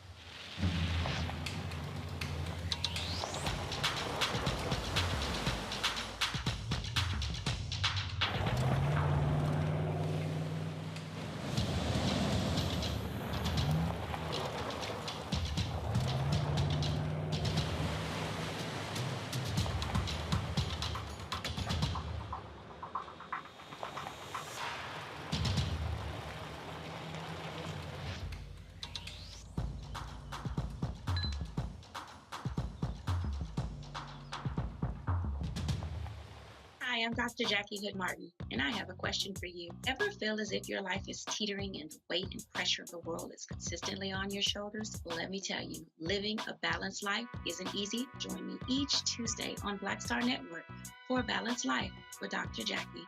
We'll laugh together, cry together, pull ourselves together, and cheer each other on. So join me for new shows each Tuesday on Black Star Network, A Balanced Life with Dr. Jackie. Hi, I'm El DeBarge. Hey, yo, Peace World, what's going on? It's the Love King of R&B, Raheem Devon, and you're watching Roland Martin, Unfiltered.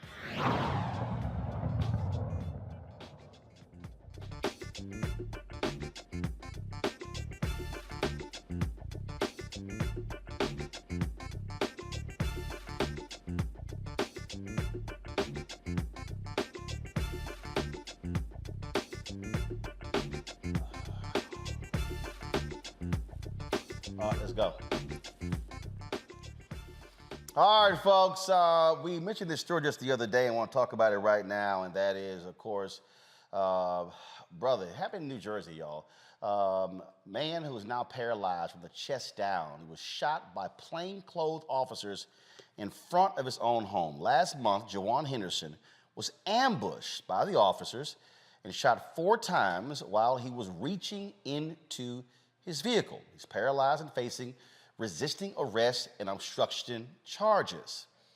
His attorney, Greg Zeff of the Zeff Law Firm, joins us now from Mount Laurel, New Jersey. Glad to have you on the show. Greg? Thank you, Roland. Glad to be here. Okay, so first of all, why were the plainclothes officers going to his home? They weren't going to his home. We don't know.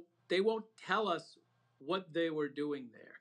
But I can tell you, Roland, that just this afternoon, for the first time, I was allowed to view body cameras. They should be released tomorrow to the public, but it's awful. It's worse than you described it, actually. Okay, wait a minute. I'm confused here. Yeah. Jajuan's at home. Yes. Is he outside? What is he doing outside?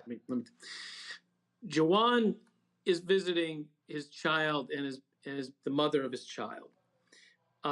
There's an iced tea that's left outside in the mother's car. He goes outside, gets in the vehicle to retrieve the tea, when 3 or 4 plainclothes officers, all dressed in black, approach the vehicle and shine lights on it and demand his identification. Wait, hold up. Yep. Give me, so Jajuan comes outside and he's going to the car and he's reaching into the car. Nope, he gets in the car and closes the door. He gets in the car and closes the door. Yep. All of a sudden, was this daytime or nighttime? Middle of the night, midnight. Okay, so all of a sudden, 3 or 4 people roll up with flashlights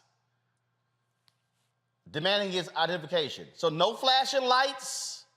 No flashing lights. Nothing. Just out of the blue? Yes. Okay, now what happens next? What happens next is you see his hands, which I think is very important. He's got a cell phone in one hand. He calls for help. Right, because it's midnight and 3 or 4 folks rolling up with flashlights wearing black. He don't know who the hell they are. He's terrified. He's terrified. On the video, first of all, does the video have audio? Yes. Do you hear them say, "We're police"? Do they identify themselves? In fact, they do identify themselves at some point. And you know when they identify themselves? When he says, "I'm going to call the cops." Hold on, wait. So they walk up, flashlights. Need to see your ID. He says, "I'm going to call the cops." They say... He rolls the window down a little bit. They say, "I need to see your ID." He rolls the window back up. They see him rummaging around. They tell him to stop rummaging around. They say, "We're going to break the window if you don't give us the ID and get out of the car. And he says, I'm going to call the cops. We are cops. I know you're cops. It's 3 or 4. I need a lawyer. I need a lawyer, he says. You have no probable cause to do this. Okay, hold on. It's 3 or 4. Are these cops white? Are these cops white? Are they black? There is one person of color that is a police officer and 2 white officers. Okay, hold up. All right, so let me. Yep. 3 cops roll up. It's midnight. Jajuan sitting in his car. He's going to get the iced tea. All of a sudden, 3 folks walk up, 2 white guys and a person of color, flashlights, dressed all in black, says to him, yo, need to see your ID. Who the hell are these people? Roll the windows up. They didn't say we gonna break the window. He says, yo, I'm gonna call the cops. They say, we the cops. And they're not acting like people that are there to serve and protect, are they? Okay, so then what happens after they say, hey, we are the cops? What happens next? He asks to call a lawyer. And he asks them why they're stopping him. And all they keep saying is, roll the window down, get out of the car, or we're going to break the window. You can't break this window. You can't do that. That's not what police officers do.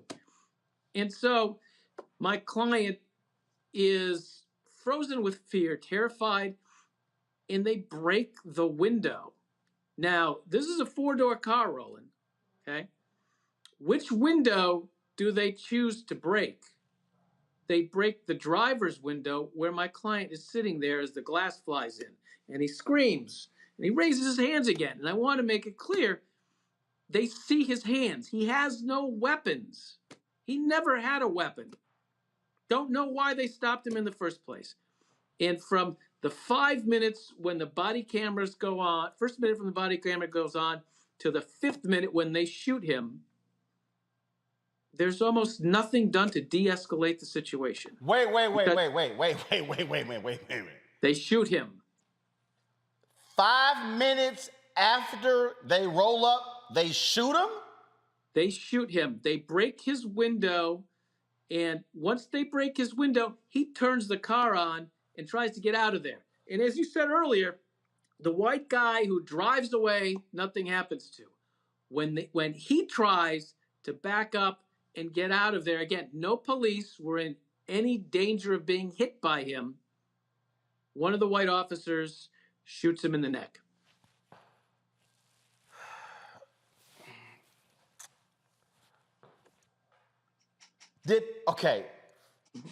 Have they stated at any point why they approached him at the house?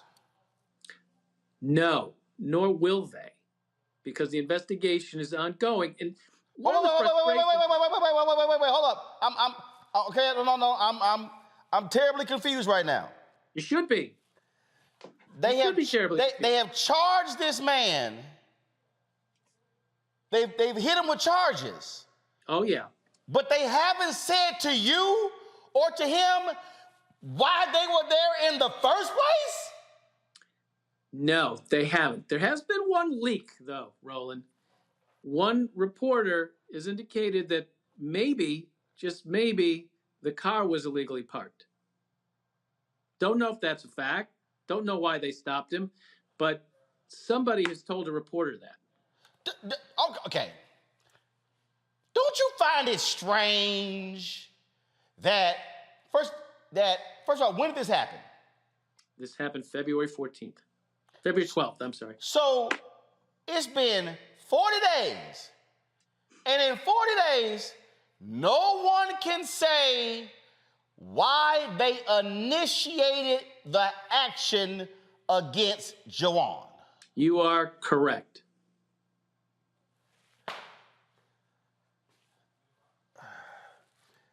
Attorney General guidelines also say that the video is supposed to be released in 20 days. And when you see this video, and I hope to have it for us today, but it hasn't been released. When you see this video, you're going to be asking the same questions you are right now and shaking your head further. This literally sounds eerily similar to the story we covered in Houston, Texas, where a young man, college graduate, 2 degrees, was accused of theft by a known felon. The cops didn't even, the guy called the guy, they said, hey, he said, look, I'll turn myself in. They sent a group of cops to the house, rolled up, plainclothes car, roll up on this dude. They start shooting out the window. Same thing, no identification, no lights. That was actually in broad daylight. It wasn't at midnight. And I mean, first of all, if Jajuan, let's just be clear, if Jajuan had a gun, and if he was actually lawfully carrying a gun, and somebody just rolls up on him out of the blue, your natural reaction is to shoot somebody who you never identifies themselves. You know who the hell it is. It's midnight, and they're telling you to do something. Larry, you got a question? Yeah, you talked about them releasing the video. So is it you assume that they're going to release it tomorrow? Is that clear in terms and talk about the state law in terms of releasing video if you can for a second? Sure. This has been an unusual case. I am the NAACP Legal Redress Chair in New Jersey, and with the help of Richard Smith and Todd Edwards and many others, there was a law passed in New Jersey that all police shootings are to be handled by prosecutors outside of the jurisdiction that it happened in. And so this case, which happened in Trenton, was transferred to another county for investigation. That investigation didn't begin for 5 or 6 days. And the Attorney General guidelines say that within 20 days, the video itself should be turned over to the public. It's been 40. Because I am the lawyer, was allowed to view the video today. I've been told it's going to be released sometime this evening or tomorrow. That doesn't mean it's going to happen, but that's what I've been told. I expect it to be released to the public then, but we shall see. It's not a law that it must be released in 20 days, but it is the guideline. That is, it shouldn't take more than 20 days for an investigation to be completed in a shooting, and it shouldn't take more than 20 days to be able to look at the video and say, all right, the public has a right to see this. We're still waiting. I'm pleased to say I saw it today. I'm pleased to say that Jajuan acted as I expected him to act, as he's told us truthfully. And I'm pleased to say, and just mortified actually, to say that he was asking for help. He asked to call the police on the police. And instead of de-escalating the situation, the police broke his window and tried to pull him out. Instead of saying, wait a minute, he's confused. He wants to call the police. He wants to call a lawyer. Let's talk to him a little bit longer. Let's explain what's going on here. There was nobody in danger. There were no weapons involved. Why are you rushing to judgment and execution? Why are you doing that? And Roland, you mentioned something else. They shot at a moving car. We've known since the 70s, police have been told, don't shoot at a moving car unless that car is shooting at you. That there's nothing good that can come from shooting at a moving car. They shot at a moving car as well. Reese or Greg, any questions? Yeah, I have a question. Did you get any indication as to what even unit these plainclothes officers were for? Are they detectives? Are they narcotics? And then the other question I have is, do you get the sense or do you have any concern that they might be fishing for something to charge your client with beyond, obviously, the absurd charges of resisting arrest? Because the secrecy behind their intent from the beginning and the presence of plainclothes officers just seems suspicious to me. Yeah, 2 questions. There is something in New Jersey called the Jump Out Boys. They're well known. It's in many jurisdictions. It's in the major cities in New Jersey for the most part. what they are is usually some type of elite squad. They're dressed in black, unmarked vehicles, and they go into, quote, high crime areas. And I use that in quotes. And they're known in the community to jump out and arrest, jump out and tackle. And it's a shame, when police officers in a community, people used to give them a glass of lemonade and say hello and know their names, and they'd know your name. But in black communities, when the jump out boy vehicle is driving by, dark unmarked vehicle, most people know what it looks like. Grandmothers tell their grandchildren to run into the house. I suspect this was a crime unit prevention group, all detectives. That much I know. Their names have not been released. Don't know exactly who they are. And as to your other part of your question, Jajuan was charged with the holy triad of charges that every person I've ever been involved with that's involved in a police brutality case is charged with. Aggravated assault against a police officer, obstruction of justice, and resisting arrest. And because he lived, I get to tell you about this. Yep. The average case where someone's ankle is broken or their nose is smashed in and they get all three of these charges, you don't get to hear about it. But before I can come in and sue the police, someone has to come in and defend someone. And it's pretty intimidating to sue the police in the first place. It's a lot more intimidating when you're facing aggravated assault, resisting arrest, and obstruction of justice, which carry years of sentences. So for the average person who had their nose broken by the police, or the average person who had their arm broken by the police and is now facing all of these charges, the last thing on their mind is getting justice and suing civilly. The only thing on their mind, and rightfully so, is their freedom.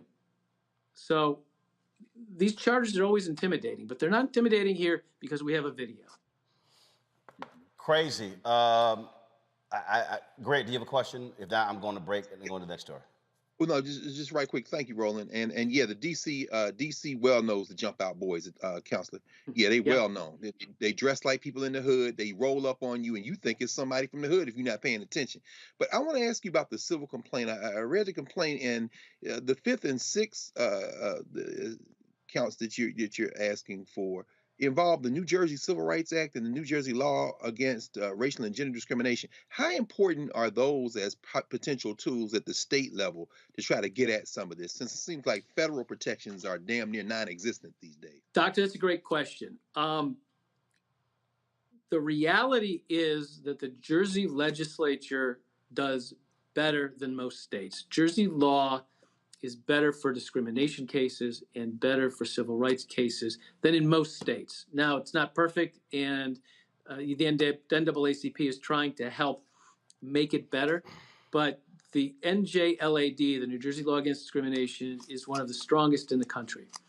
And the Civil Rights Act in New Jersey, while it parallels federal law, is still pretty good. So the answer is those are fantastic tools for lawyers in New Jersey that every state should copy, especially the NJLAD, which is one of the finest in the country. Unbelievable. Real quick, Jajuan is paralyzed. Is it neck down or is it from the chest? Chest down. Still getting better. He's still getting better every day. How old is he? He's 29. 29. How many kids? He's got 2. Man. Jeff, keep us updated on this case, please. I sure will. Keep us Thanks updated. for having me on. I appreciate it. Thank you very much. We look forward to seeing that video. Folks, real quick break. But man, when I tell y'all what these Republicans did in Georgia, we told y'all about stealing elections. We told y'all how they're trying to do this. Wait until you listen to this next reporter about what they did that can literally lead to stealing elections and freezing you out and making it where your vote doesn't matter. That's next to Roland Martin Unfiltered.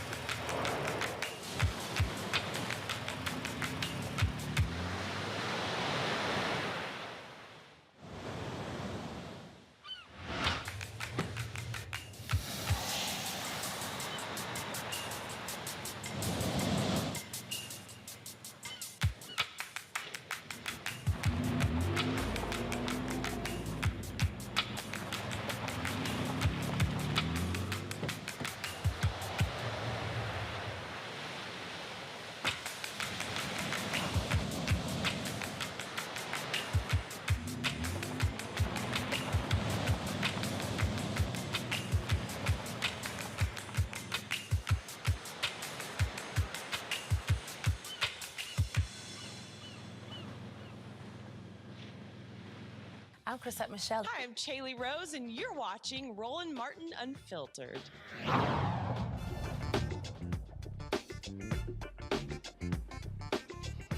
All right, y'all, put this in the category of, are you out of your damn mind? In Georgia, judges who are at risk of losing an election can literally say they are resigning many months from now, which cancels the election, but also cancels any challenger's chance of beating them. Then the governor can turn right around and appoint who they want to the bench. Daniel Nachanian, editor-in-chief of Bolts, joins us right now. We saw this story, and he wrote this article called Dystopian Loophole for Georgia Judicial Elections. Gives Brian Kemp the last laugh. Y'all, he joins us from D.C. Daniel, I have never, ever in my life heard of anything like this ever. Explain.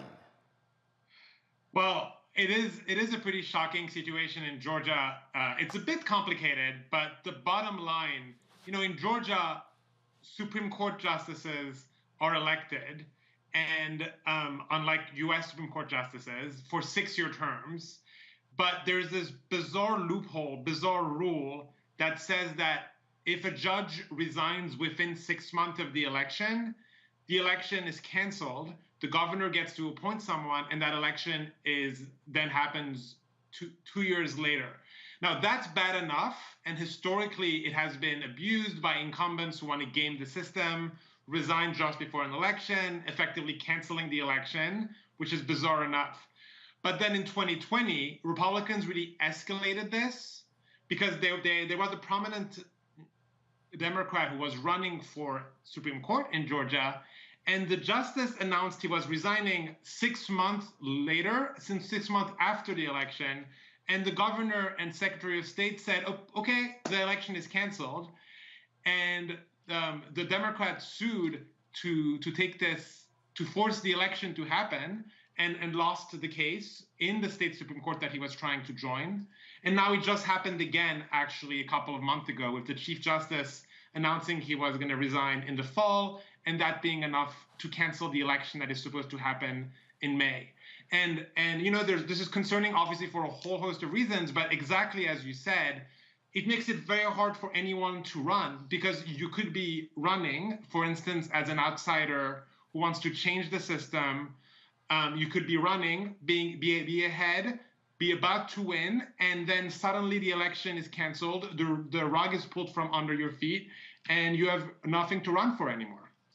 Okay, so I want to unpack this again. All right, so first of all, I'm familiar with running for state Supreme Court. It's the same way in Texas. How many Supreme Court justices are there in Georgia? There are 9 Supreme Court justices in Georgia. Okay, so there are 9 Supreme Court justices. Republicans hold what, 9-0 edge? So Democrats? It's technically a nonpartisan court, but Republican governors have appointed 8 of the 9 justices. Republican judges have appointed 8 of the 9. Okay, got it. So let's say somebody's running, and let's just say they're progressive. And let's say the polls are showing that progressive is beating that incumbent Republican. So 6 months before the election, the incumbent judge can announce, I'm quitting, I'm resigning. And then if he or she does that, that means that there's no election, and then the governor gets to appoint somebody to sit in there for another 2 years, and essentially they become the incumbent? So yes, but it's also worse than that. So what you said can absolutely happen. But what happened in 2020 is that in the conditions you described, where an incumbent judge was facing a prominent Democrat, a former member of Congress who was running against them, that judge in a May election, a June election, that judge said, I'm going to resign in November. I'm going to resign 5 months after the election was supposed to be held. And that was enough. And the governor canceled the election on. Wait, hold right there. Which means that, okay, hold up. Which means that, okay, so a judge can say in June, I'm going to resign in November, but the election's in November. So when the election's in June in this case, but the election was in June. The judge announced they were going to resign in November, and the June election was canceled. So they can guarantee, frankly, that there never will be elections if they play this game. That's right. And what is remarkable is that, you know, the fact that there are 8 of 9 who have been originally appointed rather than elected shows this has already been happening constantly. But now we know what's really crazy, and it's just hard to explain given how crazy it is. But you could say you are going to resign, and technically nothing even really prevents you from then taking that back once the election that was canceled has passed. So when there was a legal case around this in 2020, and the state Supreme Court allowed this to happen, but the 2 justices who were in dissent said, wait a minute, the person who says they're going to resign in the future could then take that back. And then the election has been canceled and they're still in office. The system is just so perverse, and the consequences are so illogical that it becomes a little hard to just like spell it out. But you're absolutely right that the end game, the logic is to create a perpetual cycle. The people who hold office are in a position to be able to control their departure, to be able to control whether or not there's an election for their seat and who appoints them. And that allows this continual cycle of being able to hold on to power. You know, it's really the same thing with gerrymandering, right? The people who have power get to make up the rules of how they themselves are going to be reelected. So the state Supreme Court ruled on this. How in the hell has this not gone to federal court? I mean, I'm just trying to understand how any real court would say, sure, screw the voters, this is legal. Well, not only that, but the Chief Justice wrote that opinion in 2020, and then that Chief Justice was up for re-election in May, on May 24th, and he just announced in February that he was going to resign in the summer or the fall, so his May election was canceled. And Governor Brian Kemp is going to get to appoint the new justice that is going to replace that person for 2 more years. So the very judge who wrote that opinion then used the same maneuver now to cancel his own election. Yeah. Wow. No, go ahead. Before I go to my questions, finish your point. There's 2 different problems. There's the problem of elections being canceled, right, which we're discussing. But then there's a problem that even when elections aren't canceled, it's very hard for anyone to run, because I talked to multiple people in Georgia who have run or have tried, or know people, and they said, it takes a lot of work to run for office. You have to take time away from your job. You have to convince your family. You need to spend pretty much all day trying to raise money. You need to be on the road all day for months. Taking all of that without being sure that the election is going to happen, because the incumbent could just try and play this trick on you is a lot, is a big ask. It's very hard for people to do that. So someone, actually the candidate named John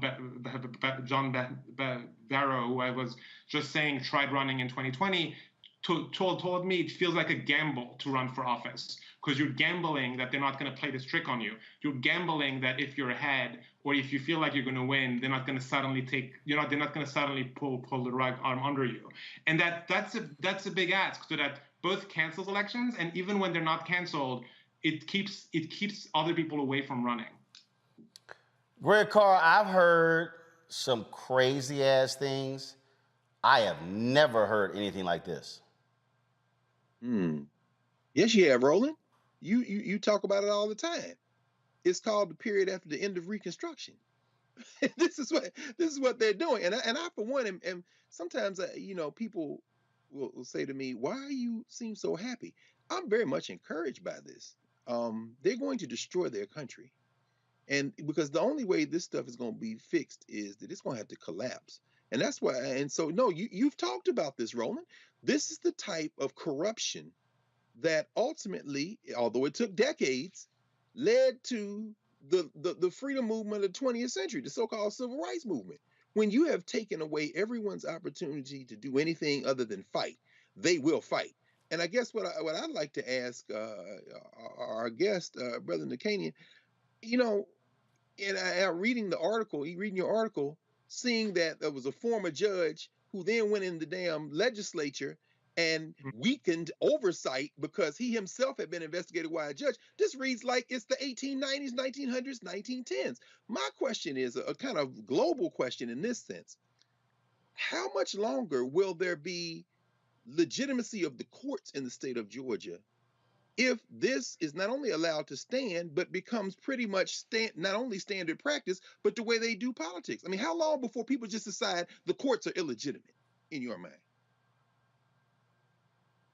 I mean, this really gets to what you're getting at is just the sheer number of things that are happening at the same time, right? And I know you were just on the show earlier. You were all speaking about the Supreme Court nomination, the confirmation hearings this week, and we all are watching the U.S. Supreme Court and the confirmation hearings. But if you look under the federal court system, which already has we could say a lot of things about it, right? Under that, there's all these state court system and local court systems that are underwatched, that are full of shenanigans like this, or just plain anti-democratic ploys. As you just said,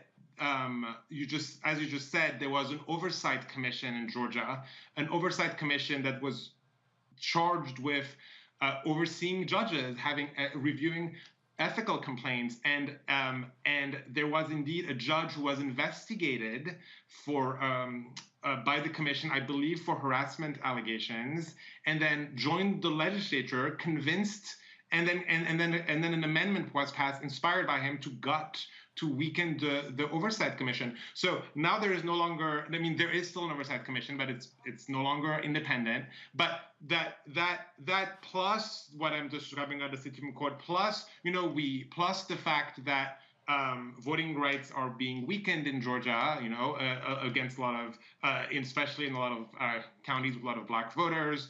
The county commissions, as we speak in Georgia, are being changed by Republicans in a lot of counties, taking away some black officials from county level seats of power.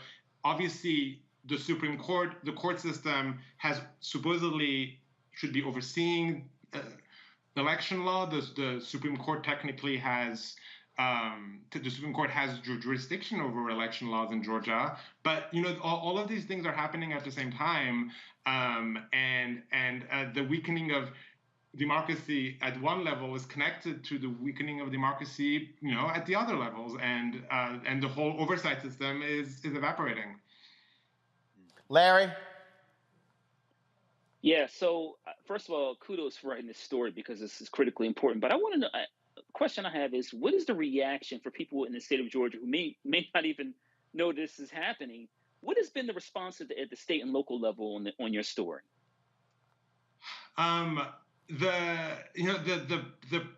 problem with with state Supreme Courts and judicial politics is that it's so invisible, and that's a major reason why this kind of stuff happens so routinely. I mean, 2020 is the same year that Joe Biden won, that Senators Warnock and Ossoff won in Georgia. It was a year of so much other wins by Democrats in Georgia. And this all happened, in the midst of all that, and obviously it didn't create much outrage. And there was some coverage of it in local news in Georgia at the time. The fact that it just happened again in 2022, has barely been covered. I was trying to cover something else while suddenly realizing that this is happening again. So the worry, I guess, is that, it's hard to pay attention to this and it's hard to care. It just seems so, it seems so technical. Like, another reason it's technical is that technically the judges are nonpartisan. I mean, obviously the Republican governor is doing all this to keep power on people he can appoint, but it's harder to get visibility on this. So I haven't seen that much, but there's a governor's race in 2022. If the governor's race flips, it would change already the politics around some of this, but it's a tough road, in part because of the voting rights issues that we were just discussing. Reese. Yeah, I don't have a question so much as a comment. First of all, thank you for this story and for shining light on it. This shows how Republicans use power and they subvert democracy to maintain that power.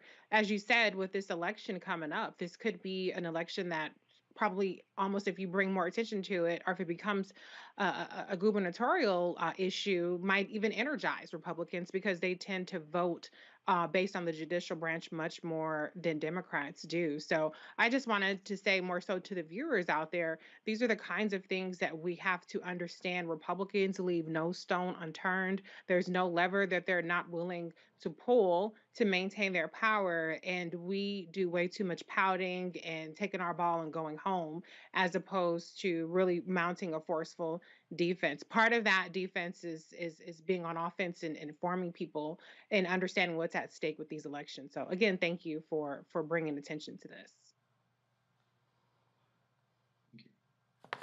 This is, again, unbelievable. Daniel, a great story. Hopefully, there are some folks who are going to sue, who are going to try to get this changed. This is just, I can't believe it hasn't been declared unconstitutional. It is indeed an election scheme, and it defrauds the voters their opportunity to actually pick their own representatives.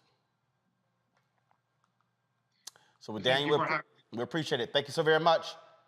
Thank you for having me. All right, thank you so very much. All right, folks, let's get in our Black and Missing for the day before we leave.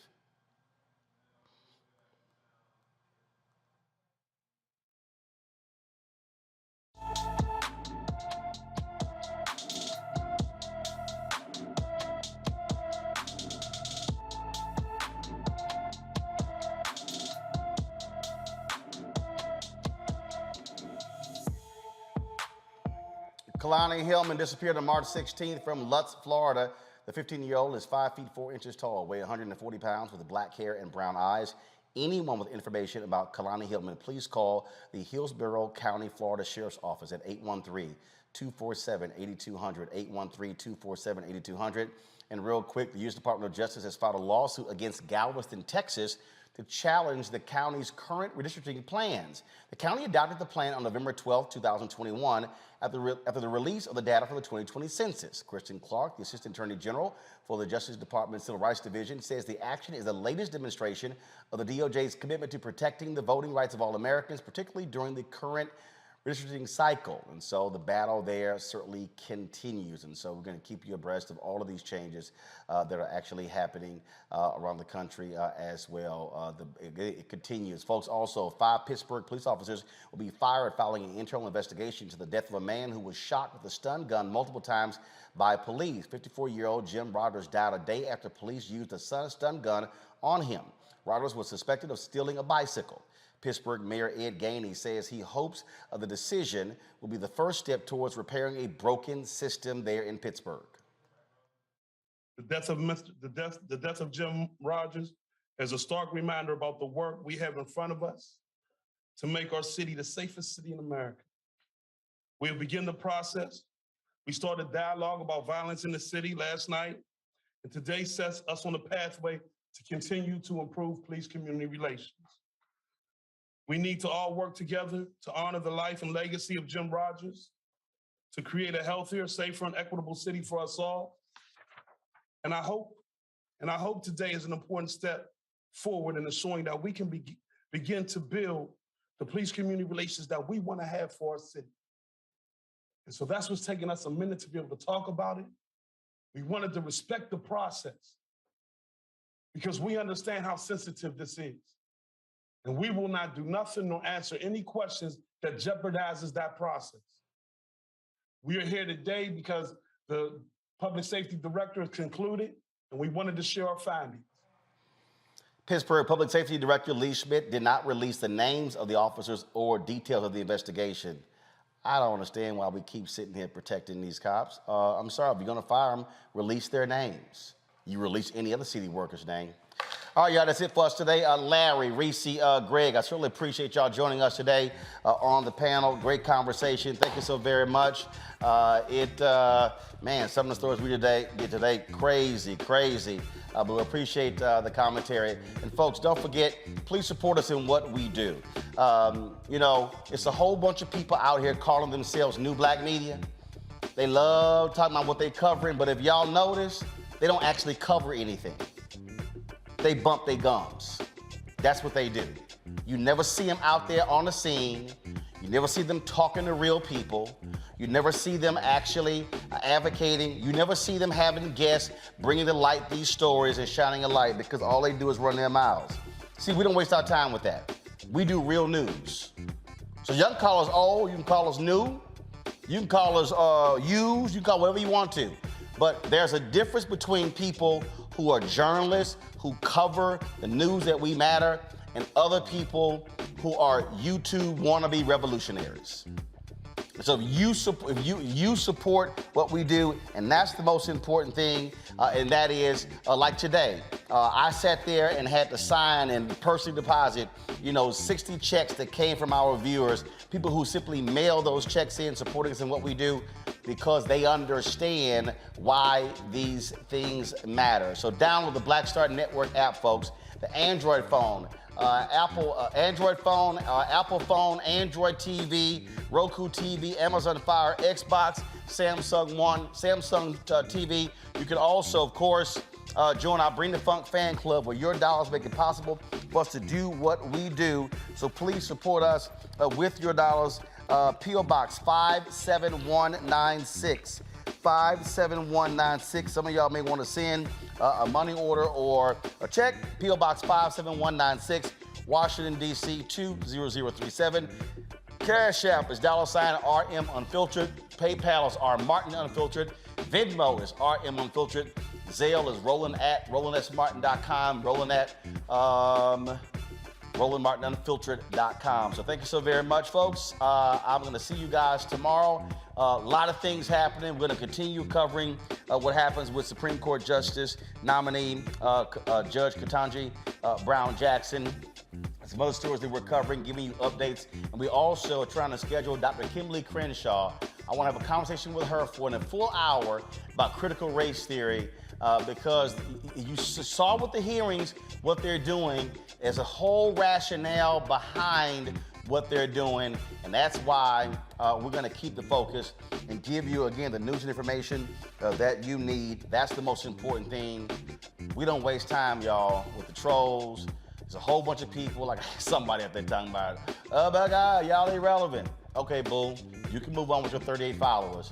What we're going to do is keep on sitting here covering the stuff that matters to our people. So I'm going to see you guys tomorrow. Y'all take care. Holla!